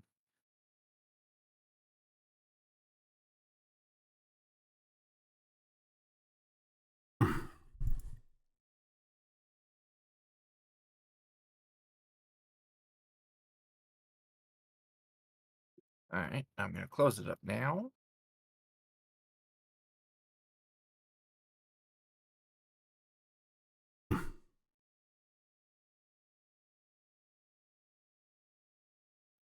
Tilt. Oh, nice! Oh, I What did really you like win? these ones. The click clack math rocks, of course. That'll do it. Collusion. You're not allowed to use them on Tuesdays. No, I will not use them on Tuesdays. Don't worry. I have another dice Zoro got me to use on Tuesday that you don't want me to use. I got it. This one will join the collection. Yeah. You're not allowed to use any of your dice. I will roll enough for you on Tuesdays from now on. Because Yep. No, you know what? You guys want to be safe? Have me roll and roll 20 on Tuesdays. Nothing will ever hit Look. you. You say that. But roll 20 can be brutal sometimes too. Mm-hmm. No, just get Azrin to pre-roll a pile of d20s for you. Look, Zoro can tell you guys. All mouse rolls. Zoro can tell you guys what my d20 rolls look like. That's all I'm gonna say. Roll 20. That's all I'm gonna say. Well, that's a roll 20 problem. To be honest. I'm just saying, if you want to be safe, have me roll and roll 20. The rolls on Roll20 have never worked in our favor. So we are going to open up another giveaway here. This one is a little bit different. Instead of it being for a single set of dice, this is actually for a pair of sets. So it's 2 sets of dice. I'm going to post the picture here in Twitch chat. Now, at first glance, they look pretty ordinary, but I assure you they are not. These 2 sets of dice didn't really get a whole lot of love from people when I showed them off, but they got a whole lot of love from me. I call these 2 sets the fuck Anish Kapoor dice. Now, if you're an artist, you probably know who Anish Kapoor is. But if you don't, Anish Kapoor is the fucker that got the exclusive license to the Vanta Black paint and barred every other artist in the world from using that paint in their own work. What an asshole. Right? What an asshole. So in response to that specifically, a fellow by the name of Stuart Semple developed a paint that was even blacker than Vanta Black. And he made it available to every single person in the world except Anish Kapoor. That's hilarious. That's awesome. I love it. Giant Anyone in the nothing. world can use Stuart Semple's black paint in any of their projects. They don't even have to put a note on it saying that they used it. They're just free to use it, except for Anish Kapoor. Anish Kapoor isn't even allowed to buy the paint. And so the black dice in this set are made with the blackest black paint. It's black 3.0 is what that color is called. And the white dice are made with the whitest white paint in the world, also from Stuart Semple. And the numbers on the black are painted with the white, and the numbers on the white are painted with black. So at first glance, they just look like ordinary dice, but they're not. They are made with the blackest black in the world and the whitest white in the world. So they're, in my opinion, one of the best sets of dice that I've ever made, just because of the story behind them. I mean, it's a pretty awesome story. The black dice so- must look like staring into the void. Yeah, they're really difficult to photograph. I bet. Now because they have shiny surfaces, they're a lot easier to see than if you had just painted an object with those colors, because the paint itself is very, very matte. If the dice had been painted on their surface with them, like, you wouldn't be able to see the corners or anything on those dice. They just look like a black void. It's crazy stuff. So I'm going to open up this raffle, and this is for both of these sets of dice. And this particular one is also excluded from the one winner rule. So if you've won already this week, you can still enter this one. If you've won twice total already, you can still enter this one.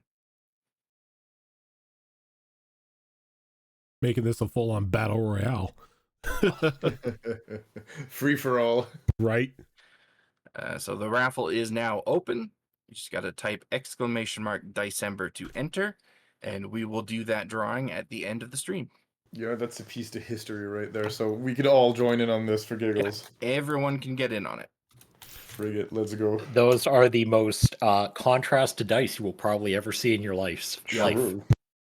And Rosa, I know you said you missed the story. You'll have to go back and watch the VOD.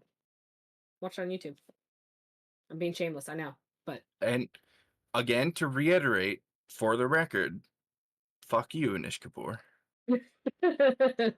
yes. Now, when you said it's black, I'm like, I need those dice if I ever want to make an edgy character. Those are the only dice I'm going to roll. Yes. Yeah. Also, a great pair of dice for people that just really like dominoes, I guess. True.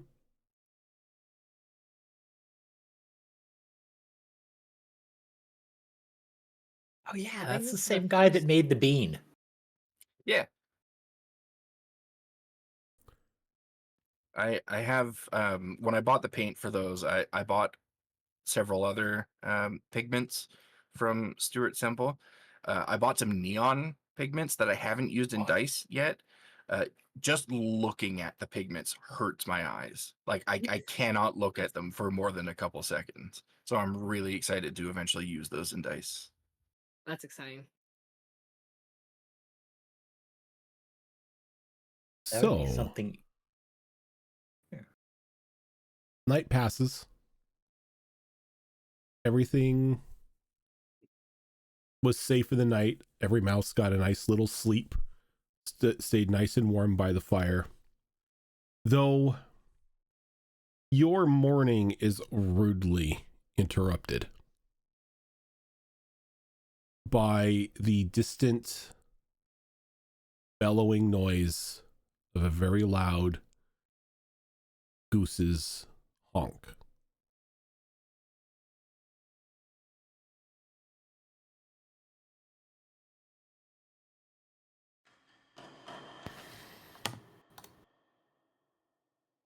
As there's Nope, go ahead. this noise of a honk, there then seems to be sounds of battle.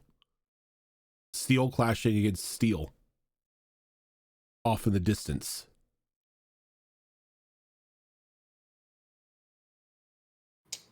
I mean, already just the honk will have Rupert jump, up nervously, looking around. And he'll definitely be like, guys, everyone, did you hear that? Did you hear that? Kind of trying to shake the others awake if they're not waking up on their own just from the honk.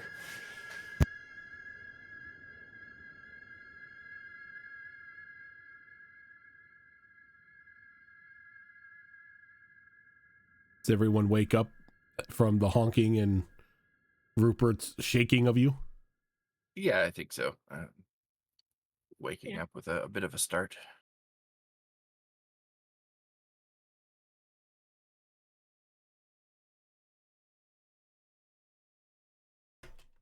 Bit of time passes, not too much, but about a minute or so, and then there's another booming honk coming from further up the road.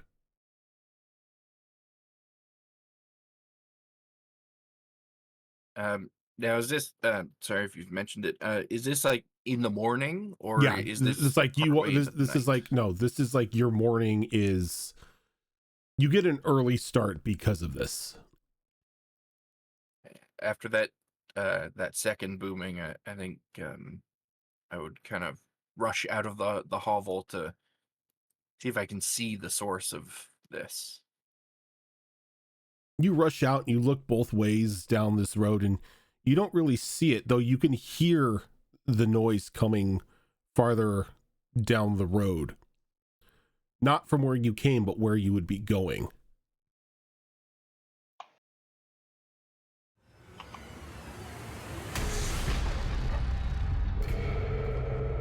I do believe it is our duty to investigate these noises.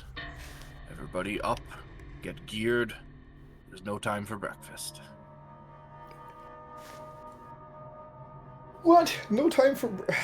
And Rupert is now angry again. Let's run towards danger, why don't we? Absolutely. Oh, it's gonna be the death of me. Would we have something like small nuts or something we could just munch along the way? Way ahead of you. Points at cheap pouches.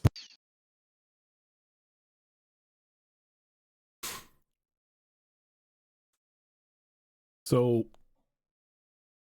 rushing out onto the road, who is going to be taking point here? If we're scouting, I will volunteer. Don't know if you would need scouting in this sense. Okay, and I don't need to worry. I think I'll take point, since there is the sounds of potential danger ahead of us.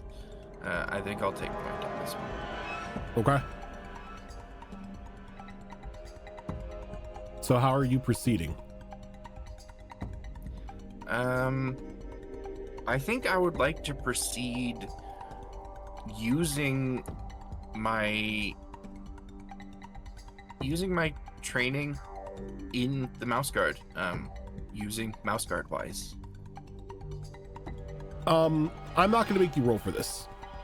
Okay. This is like, I was just I'm sorry, I was more asking about the pace that you're moving. Gotcha.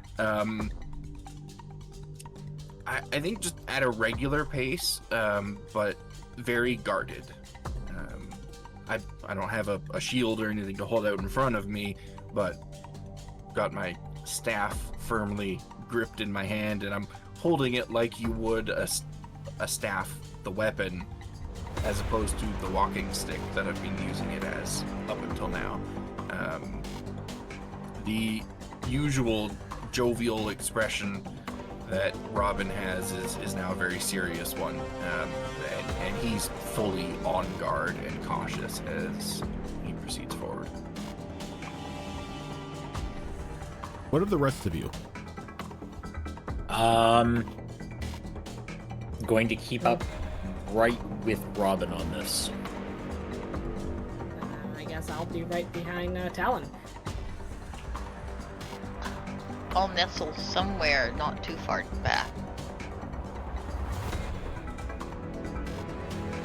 I'm definitely closing up the formation for sure. Okay. And Fiora?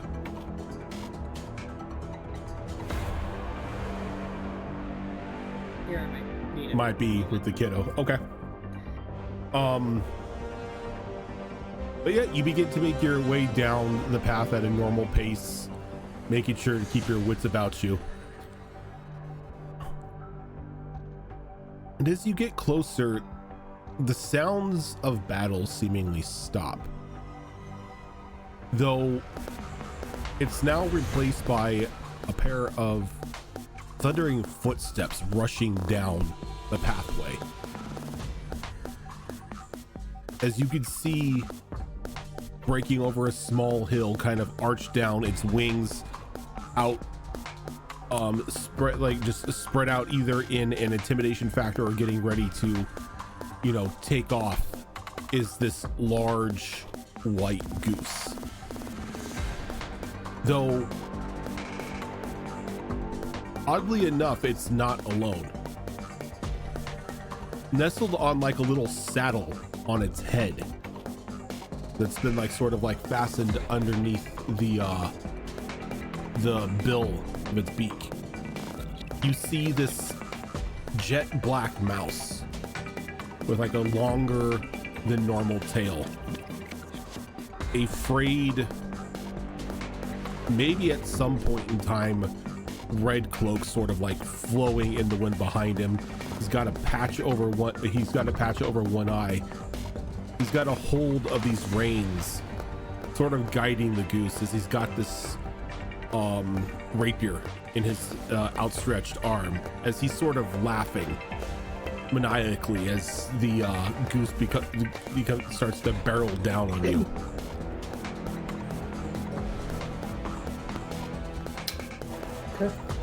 And as you ready yourself,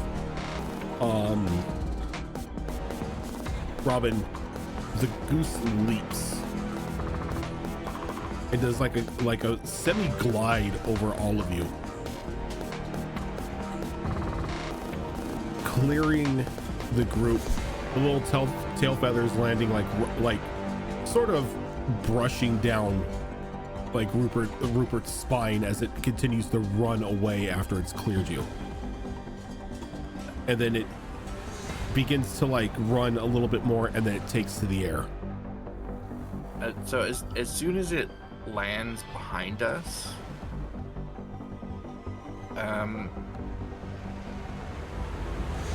could I attempt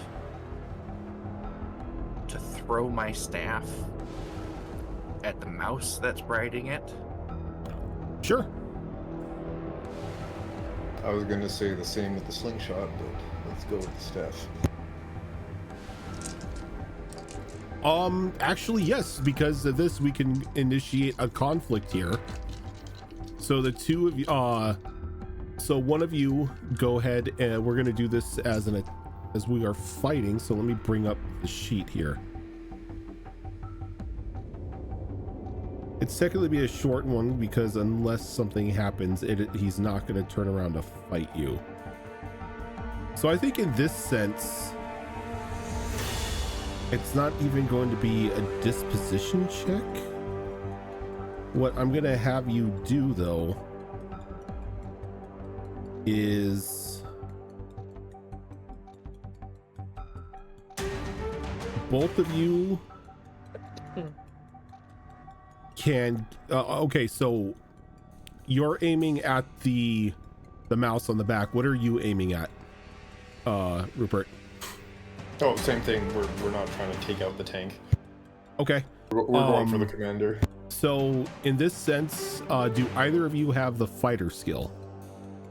Yes. What about you, Rupert? No, we do not like to fight. Sorry, I was muted. Okay. So, in that sense, what you're going to roll, Rupert, is you're going to roll your nature. And then Robin, you can roll your fighter skill and add your nature to the base. Okay.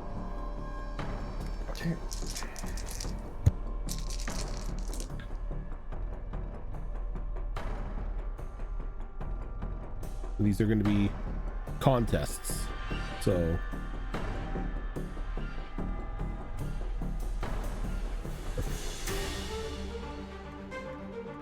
Robin, you can go ahead and make that first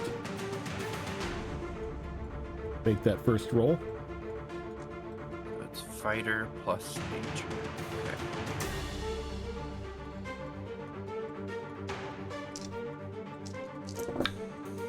Okay. Okay, so that comes out to 8 successes out of 10. Nice.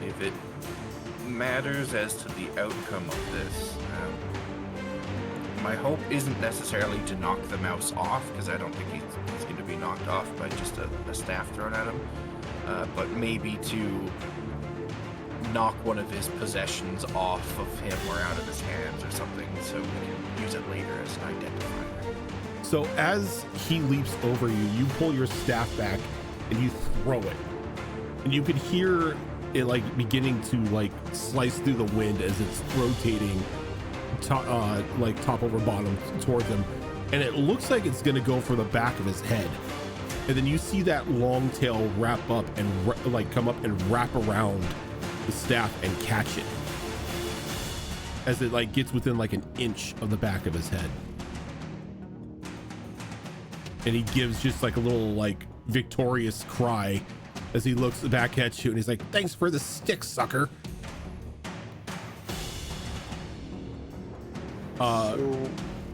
Rupert, you can go ahead and make your roll here. Yeah, I pre-rolled it. I got 4 out of 5. 4 out of 5. Interesting.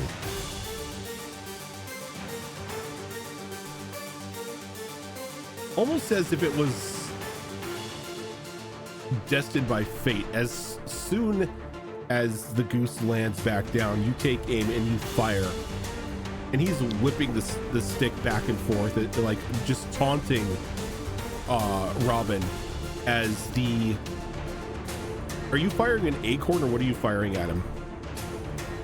Yeah, so for the slingshots, we have acorns and small stones. It'd probably be an acorn here. Okay. So as he's doing that, like the acorn hits the larger acorn, Robin's staff, and ricochets and like dinks him in the back of his head. And he just gives out a surprised gasp as the tail loosens on the stick and it goes flying off to the side of the road, as he sort of just like looks back at you and just like shakes his fist as the goose takes off to the air.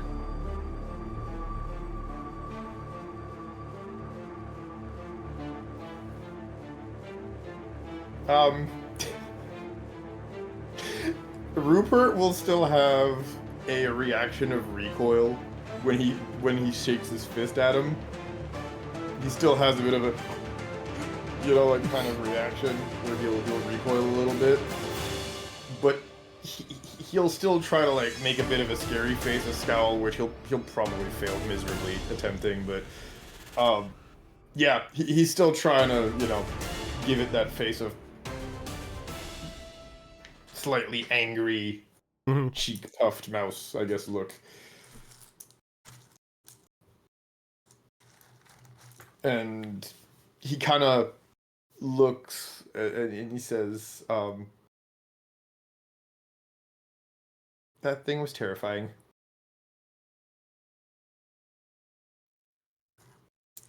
You did good, though, Rupert. You did real good.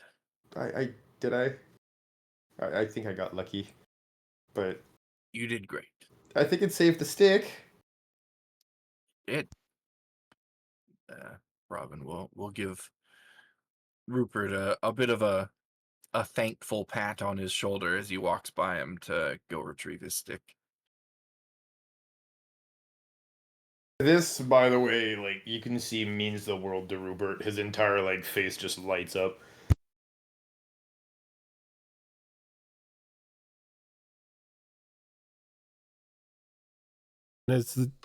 As you walk over and you hand like the stick is exchanged back to Robin. Talon, you see coming up over that same hill in just like a full on four-legged sprint is that white weasel.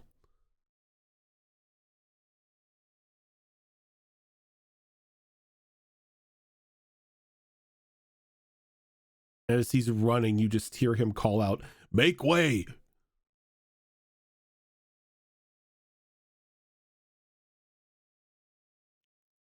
Does Talon relay that to the rest of the mice so they know to make way? Absolutely, yes.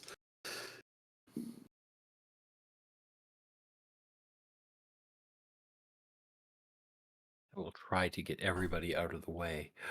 I just have to ask, is anybody going to stand where, like, remain in position where they're at?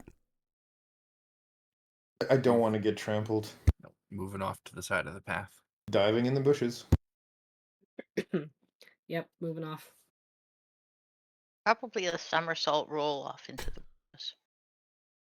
And as you all sort of jump off to opposite ends of the road, the weasel comes up and like skids to a halt with its like lower legs as it unsheaths the bow, knocks an arrow, and fires as the goose is flying off, but the arrow goes wide and just hits a tree.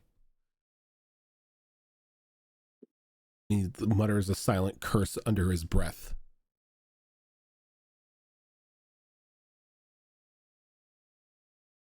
Almost not even paying any of you any sort of mind. As he just just slides the bow back over his shoulders, or back across like his shoulder and his chest as he turns to walk, almost like a semi-defeated slump to his upper body.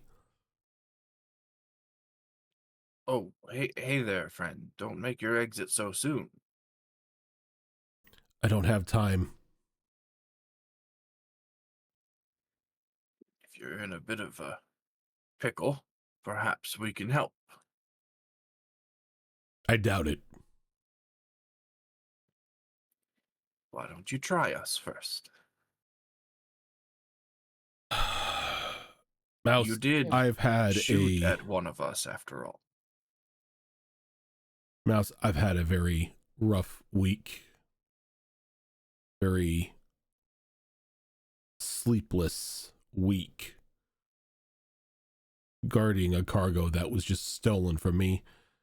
I don't have time to entertain what ifs.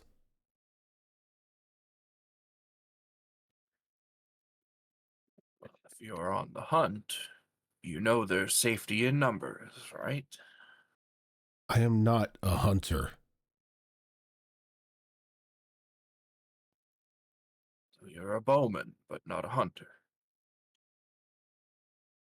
The bow is for defense. I am a guardian of merriment. You don't say.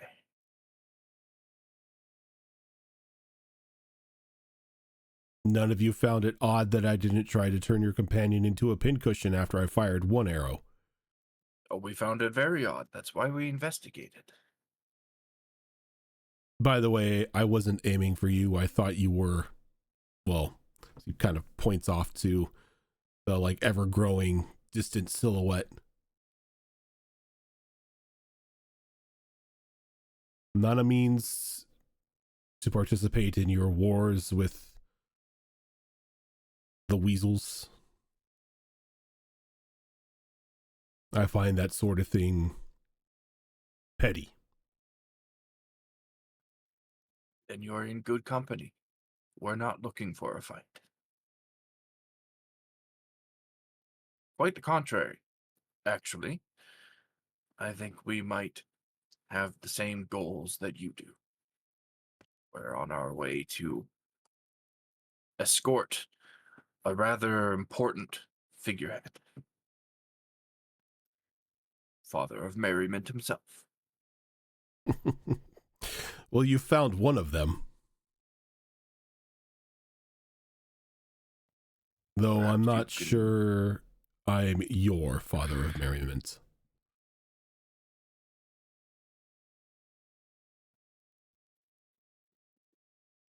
Interesting. As he says that, you see a mouse sort of like running up over that hill and coming down towards you. No cloak, not like signaling that they're in the guard or anything like that. Very like another like very like rotund looking field mouse. Just with a soft black winter coat or winter cloak on. As he comes up and he runs over to the weasel and he's like, did you get him? The weasel shakes his head. Oh, this ain't good. We were given a task. Just had to deliver the presents, and well, now this happens. It's like, and he kind of like looks over. He's like, "Oh no, no, you know, you're all supposed to be back in town. Why are you on the road?" We're here on our quest to meet with the Father of Merriment. And what genius told you to do that? That Because you see, he pulls up the cloak and he like hides his face. You're that not supposed to genius know who I am. goes by the name of Sebastian, and I will have some words for him when we get back to Of town. course it's Sebastian. It's always Sebastian. It's always Sebastian. Oh, Robin, don't even act like you're not involved in some of his shenanigans. I never said I wasn't, just not involved in this one. Well, I mean, I suppose I technically am quite physically and literally involved, but not in Sebastian's side of it. We can point fingers of whose fault it is that you saw me in later on. But your quest, you're supposed to meet with me? And escort you back to town safely. I don't need an escort. You're not supposed to know I actually exist. It ruins the facade. Well, I can't speak for any of my companions here, but I myself am getting quite old in age, and I forget things quite easily. Oh, Things stop. like names and faces. Stop, Robin. I know you have the mind of a trap. I never forget a face. We can pretend, can't we? Well, maybe you can, but I know all of you. I've known all of you since you were little mice. Not supposed to see me. I mean, the Father of Merriment is supposed to be, a legendary tale. People aren't supposed to know that, from the rest of the time, he's just some fat farmer out in the boonies. But we didn't know that. Well, And so we now don't you do. know that. So, Rupert looks devastating hearing that, by the way. He still believed. You just ruined Santa Claus for him. Congratulations. Well, unfortunately, what's done is done. But we're here now, so let us help. Well, I guess kind of like looks up to the weasel. Is like, Jacob, I guess it's I guess the proverbial the proverbial cat is out of the bag. I hope the boss isn't mad at us. The weasel looks down at the field mouse. Jack, I don't think the boss can ever be mad. But look, we gotta get that stuff back. We can't have him send the rescue crew over. They're just gonna burn the forest down with their idiocy. Jack nods like, yeah, no, we it was so much easier before we came here, or before you all came here. You know, you come to this place where there's all sorts of other beings aside from, you know, weasels and foxes and wolves and everything, and you get the humans out there, and just all sort of mixed up, and then you get pulled into his game, and it's just a whole thing.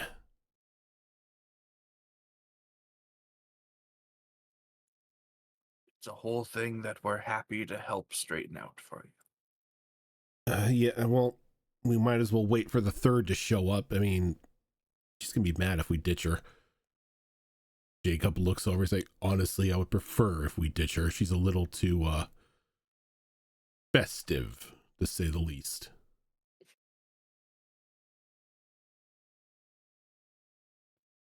Well, we can't leave one of your companions behind.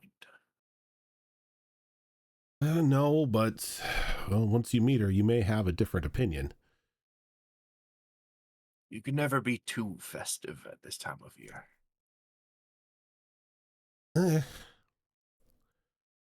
You haven't met her kind yet.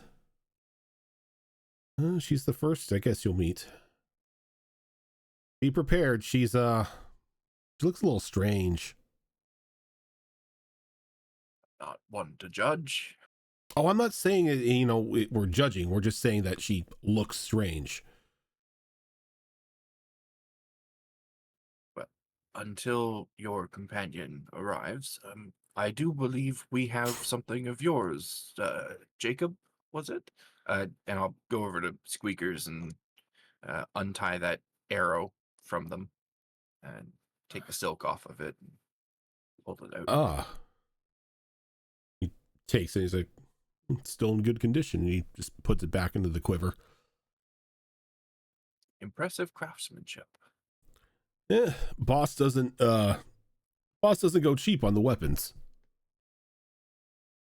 I mean, technically it's only meant for defense. We're not meant to actually hurt anyone or anything, but I was really hoping we weren't going to have to use it, but apparently that one found his own agent of chaos. Would that be the strange mouse that was riding on the goose? That would be him. Fast little sucker. Incredible reflexes. Yeah, I haven't seen many mice with prehensile tails like that. That impressive. Definitely none that are that dexterous.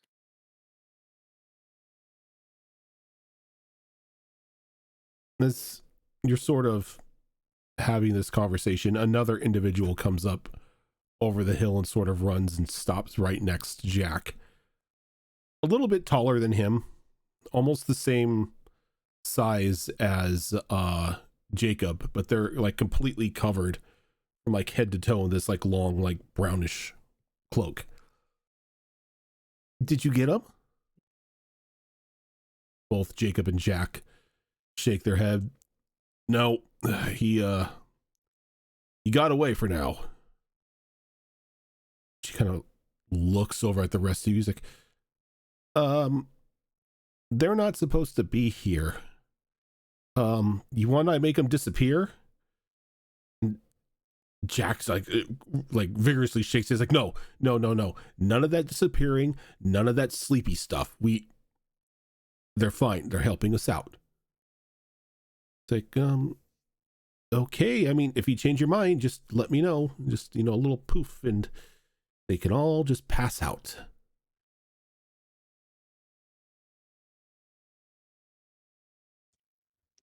Pardon me for interrupting. You wouldn't, by any chance, know how to do magic, would you?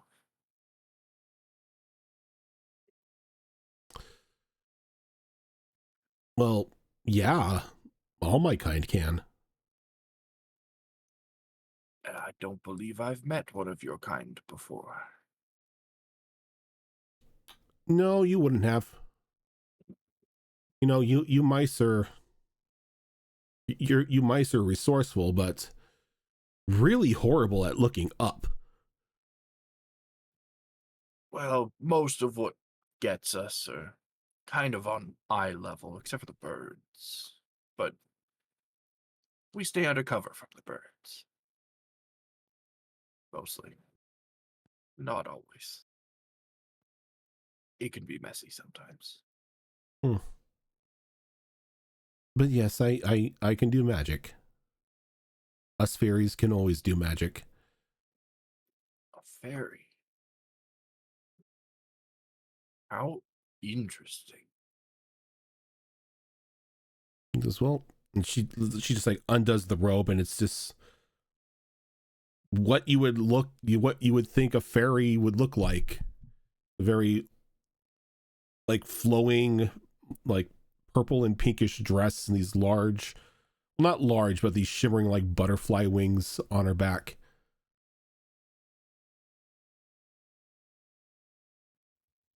Well, it is a pleasure to meet you. I'm Robin. I'm Holly. Well, Holly, it's a shame that all of this merriment business is so secretive. I know a young man named Timothy that would be ecstatic to meet you.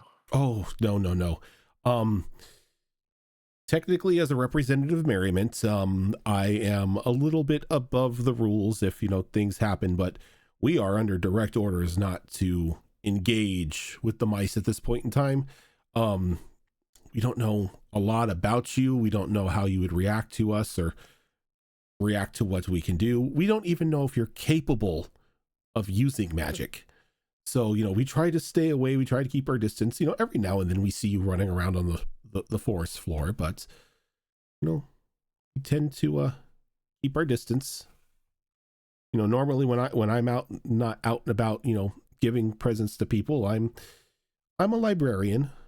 I'm just tucked away with my books. Well, it's always good to be cautious when meeting new people and new species. And although I would like to think that we're all as cordial as this group here, I know that not to be true. Oh no, But from you have my nothing to understanding, worry. if Jacob here wasn't under the same, same rulings as I was, you two, he and the rest of your group would probably be locked in combat right now. From my understanding, the weasels and the mice don't really see eye to eye. We don't have the best of relationships. It's a shame. He's a nice guy when you get to know him. I believe that.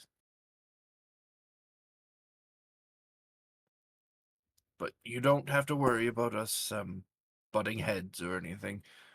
We're here to help you in retrieving. It sounds like you've lost some things, and we're happy to help. We've lost our bags. We've lost our bags, and we need those bags if we're supposed to spread merriment. Can't be a representative without it. And these bags wouldn't happen to have been taken by the mouse on the goose, would they? Yeah. They caught us while we were making breakfast, ransacked our cart, and made off with our bags.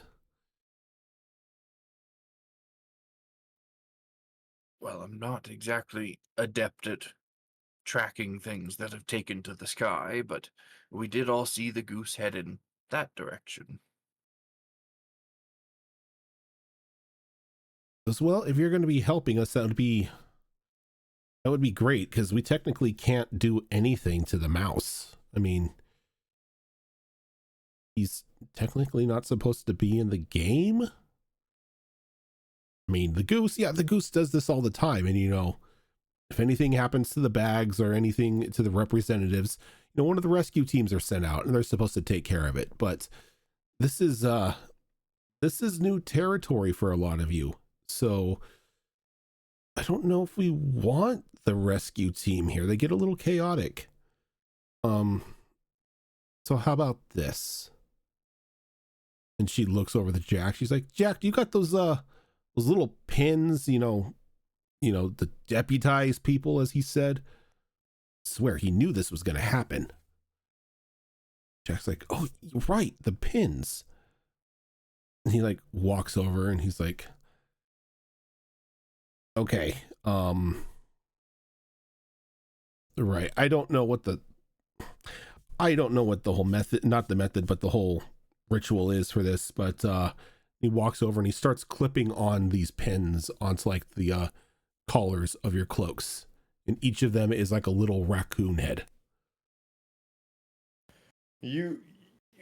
When you end up putting one on, or he ends up, putting one on Rupert's cloak, you can see Rupert is positively just vibrating in place with excitement.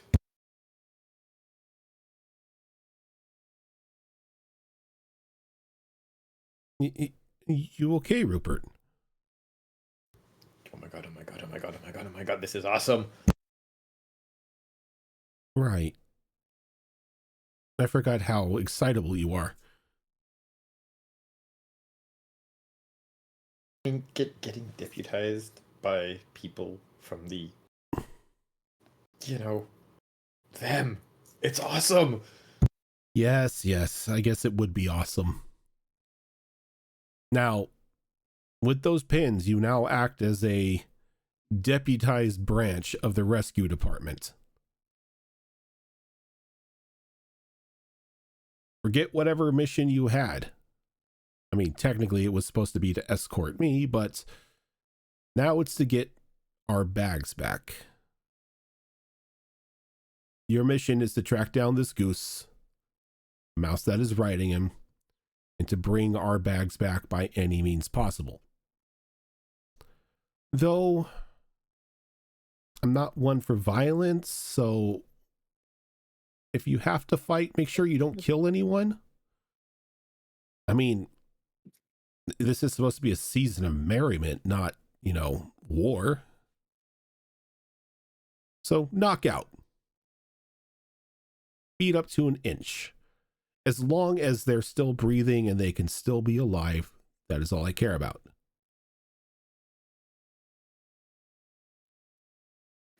With any luck, we'll be able to talk our way into success. I hope so. You all have been really good this year, and I would hate for anything bad to happen to you.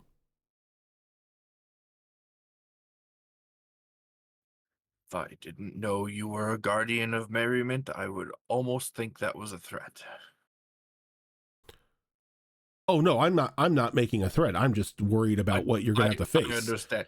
If it came out of anyone else's mouth, it would have sounded like a threat. Oh no, I am so sorry.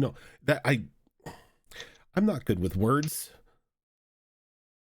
I plant crops and I deliver presents. We'll do our best to make sure that you're ready and capable to do both of those things. I thank you, Robin. Just be careful, okay? I may not want, people harmed, but the Goose plays in his own games. I do have to ask. That trap back there, was that meant for the Goose? And Jacob kind of growls. He's like, you didn't set it off, did you? Oh, we did. We did. Do you know how long it took me to make sure the counterweights and everything were perfectly attuned to the weight of a goose? That would explain so much. We're very... We now have Rupert on a weight scale. We're very grateful you took the time to do that. Otherwise, poor Rupert here would have been a pancake. One of you was caught? No, I am so sorry. I was hoping when I dug my feet into the snow, it would have given you enough sense to let you know that, hey, there was a trap there and you would have avoided it. Oh, it certainly let us know there was a trap there. Unfortunately, at the time, we thought you may have still been with the weasels that we know. And so we I'm not good deliberately with set words. off the trap. I honestly, if I hadn't fired at your friend, I would have made myself known, explained the ordeal, and we could have probably avoided all of this. It all worked out in the end. Oh, I'm happy none of you were hurt. And I mean, the way that I had the rocks set up and everything, it probably wouldn't have killed you. You would have just had a really bad concussion, maybe a broken bone or two. It was meant to disorient and to disable, wasn't meant to kill. well, it certainly was effective in scaring, at the very least. But Rupert here will have a wonderful tale to tell all the other new recruits after this ordeal is over. Why you shouldn't jump into traps. Why being bait is gonna get you killed.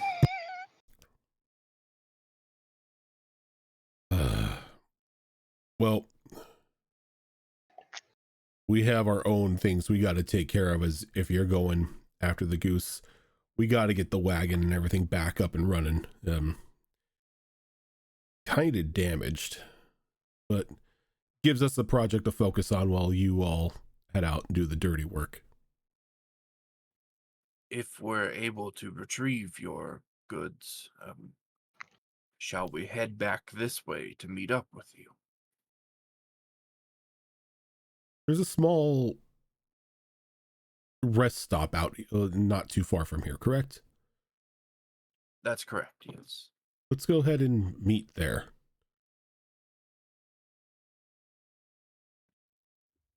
Right, well, we should probably head out sooner rather than later then, or else this goose will get too far ahead.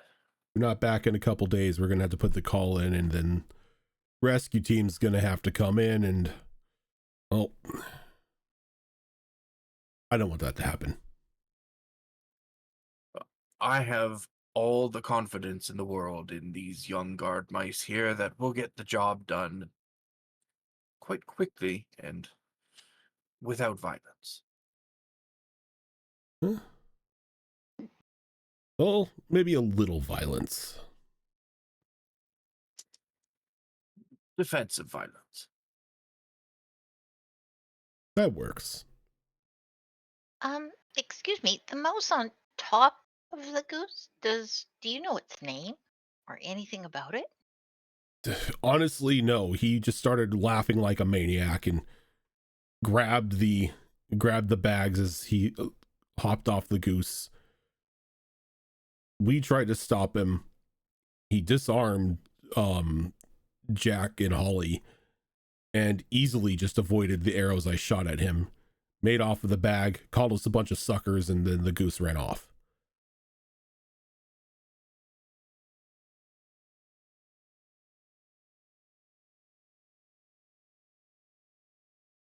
It just sounds unnecessarily aggressive.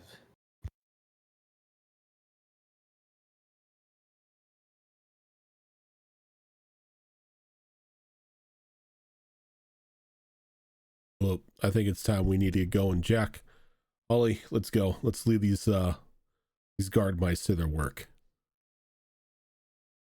Jack gives everybody a wave, and Holly sort of looks back at all of you as they begin to head back up the road to where their destroyed cart is at.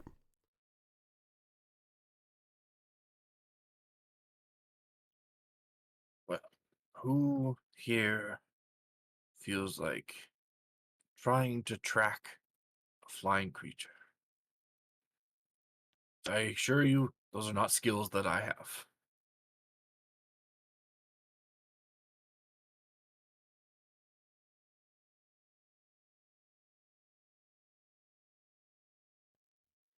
No volunteers? Do I have to volunteer someone?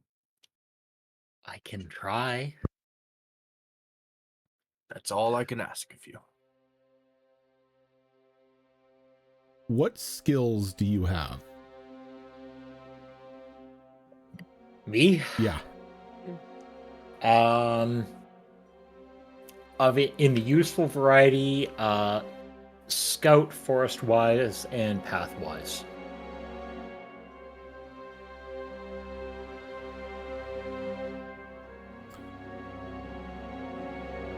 You can use scout or pathwise. I'll let you choose which one. Absolutely scout. Any day of the week.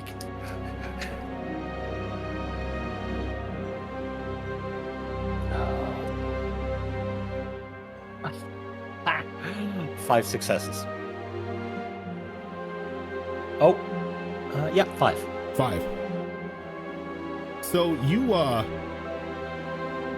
begin to lead the group down the direction you saw the goose flying.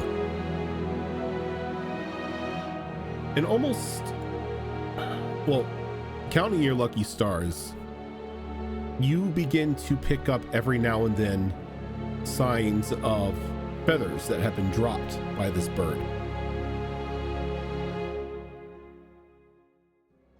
Leading you down what you would assume is its flight path. And as you begin to follow these feathers, leading the rest of your newly deputized Mouse Guard team, that is where we are going to stop this week. As we are getting to be a little past 11, and I've got a lot of work to do in the morning. But I think that is a good place to stop, as next week will be the finale. So to get to do a little goose combat, a little violence as a treat. Exactly. If I didn't know firsthand how much of pain in the ass getting enamel pins made is, I would absolutely get raccoon pins. Yes. That would be awesome. I want even though I don't wear suits and I hate things around my wrists, I would love to get like raccoon cufflinks. That would be great. Yeah. But yeah, so thank you everyone for tuning in tonight. Before I do the sign off though, we do have a raffle to attend here too for a special dual pair of dice. Yeah, and I will go over the rules again real quick, and I will close it up right when I finish going over the rules. So there won't be that grace period on this one, so pay attention. Rule 1, pretty straightforward. You can't enter these raffles on someone else's behalf. We have this rule in place in order to give everyone an equal opportunity of getting some of these dice. Rule 2 is you have to be present when the drawing happens, which is going to be in a minute or two here.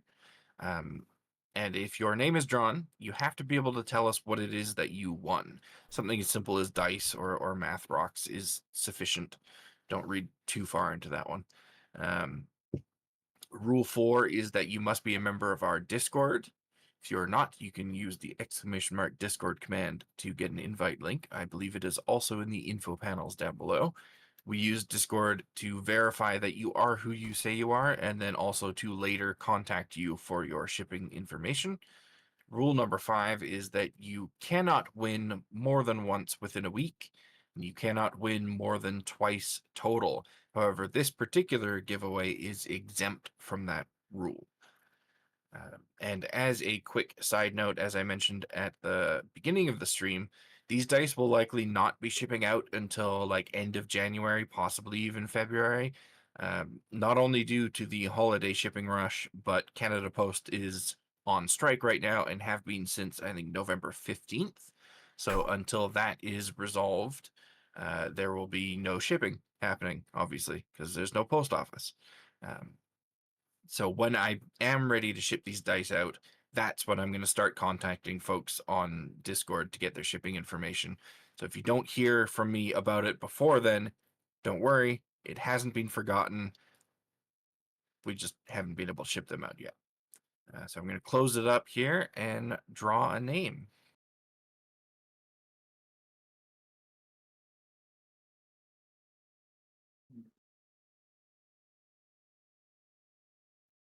Gillitan. Oh, Oh, Oh, I got some dice. You got 2 sets of dice. It's so exciting. They're so pretty. Congratulations to Gillatam. If you got into these giveaways and didn't win, don't be sad, because we have plenty more giveaways to do. They'll be happening right up until the end of the month. All right, well, congrats on that, Gilly. Thank you. Thank you for the dice. So thank you everyone for tuning in tonight. If this is your first time here, this is not the only show that we do. Normally here on Thursdays, we would be doing either Mass Effect Horizons, which is a Mass Effect game that is run by Zorro, or Tricorn Isles, which is one of the 5th edition games that I run. We sort of alternate Thursdays, just to give the DM some breathing room, so real life can get a little bit of focus. Coming up on Friday, coming up on tomorrow, is going to be the final episode of Under the Mountain, which is our Kids on Brooms game that is run by Sugar Love. I am very excited for that one. There will be no game on Saturday, but we are doing our session 0 for the Bridgerton game on Saturday, setting up for that so it could take off after the first of the year. On the alternating Saturdays, though, you have Withered Wastes, which is a 5th edition, another 5th edition game that I run. And then later on in the same night, we have Vigilant 6, which is a Kids on Bikes, Kids on Brooms, homebrew style game where, you know, a bunch of would-be superheroes try to navigate the horrors of personal life and being superpowered individuals. And then coming up on Monday, we're going to have another episode of Destiny Forge Campaign 4, which is another game that I run. I run way too many games, and if I had the ability to, I would keep running games. And then on Tuesday, we'll cycle back with Star Wars Tales of the Outer Rim, which is a Star Wars game that is run by Tiltbot. And then on Thursday, we will come back for the final episode of Mice and Merriment, because I don't think anyone is going to be available on the 26th because, you know, Crimbus time and family and all that fun stuff. So little three episode, you know, mice teaser for maybe a future campaign. But yeah, that is going to do it for us tonight. Thank you everyone for tuning in, and we will catch you tomorrow for Under the Mountain.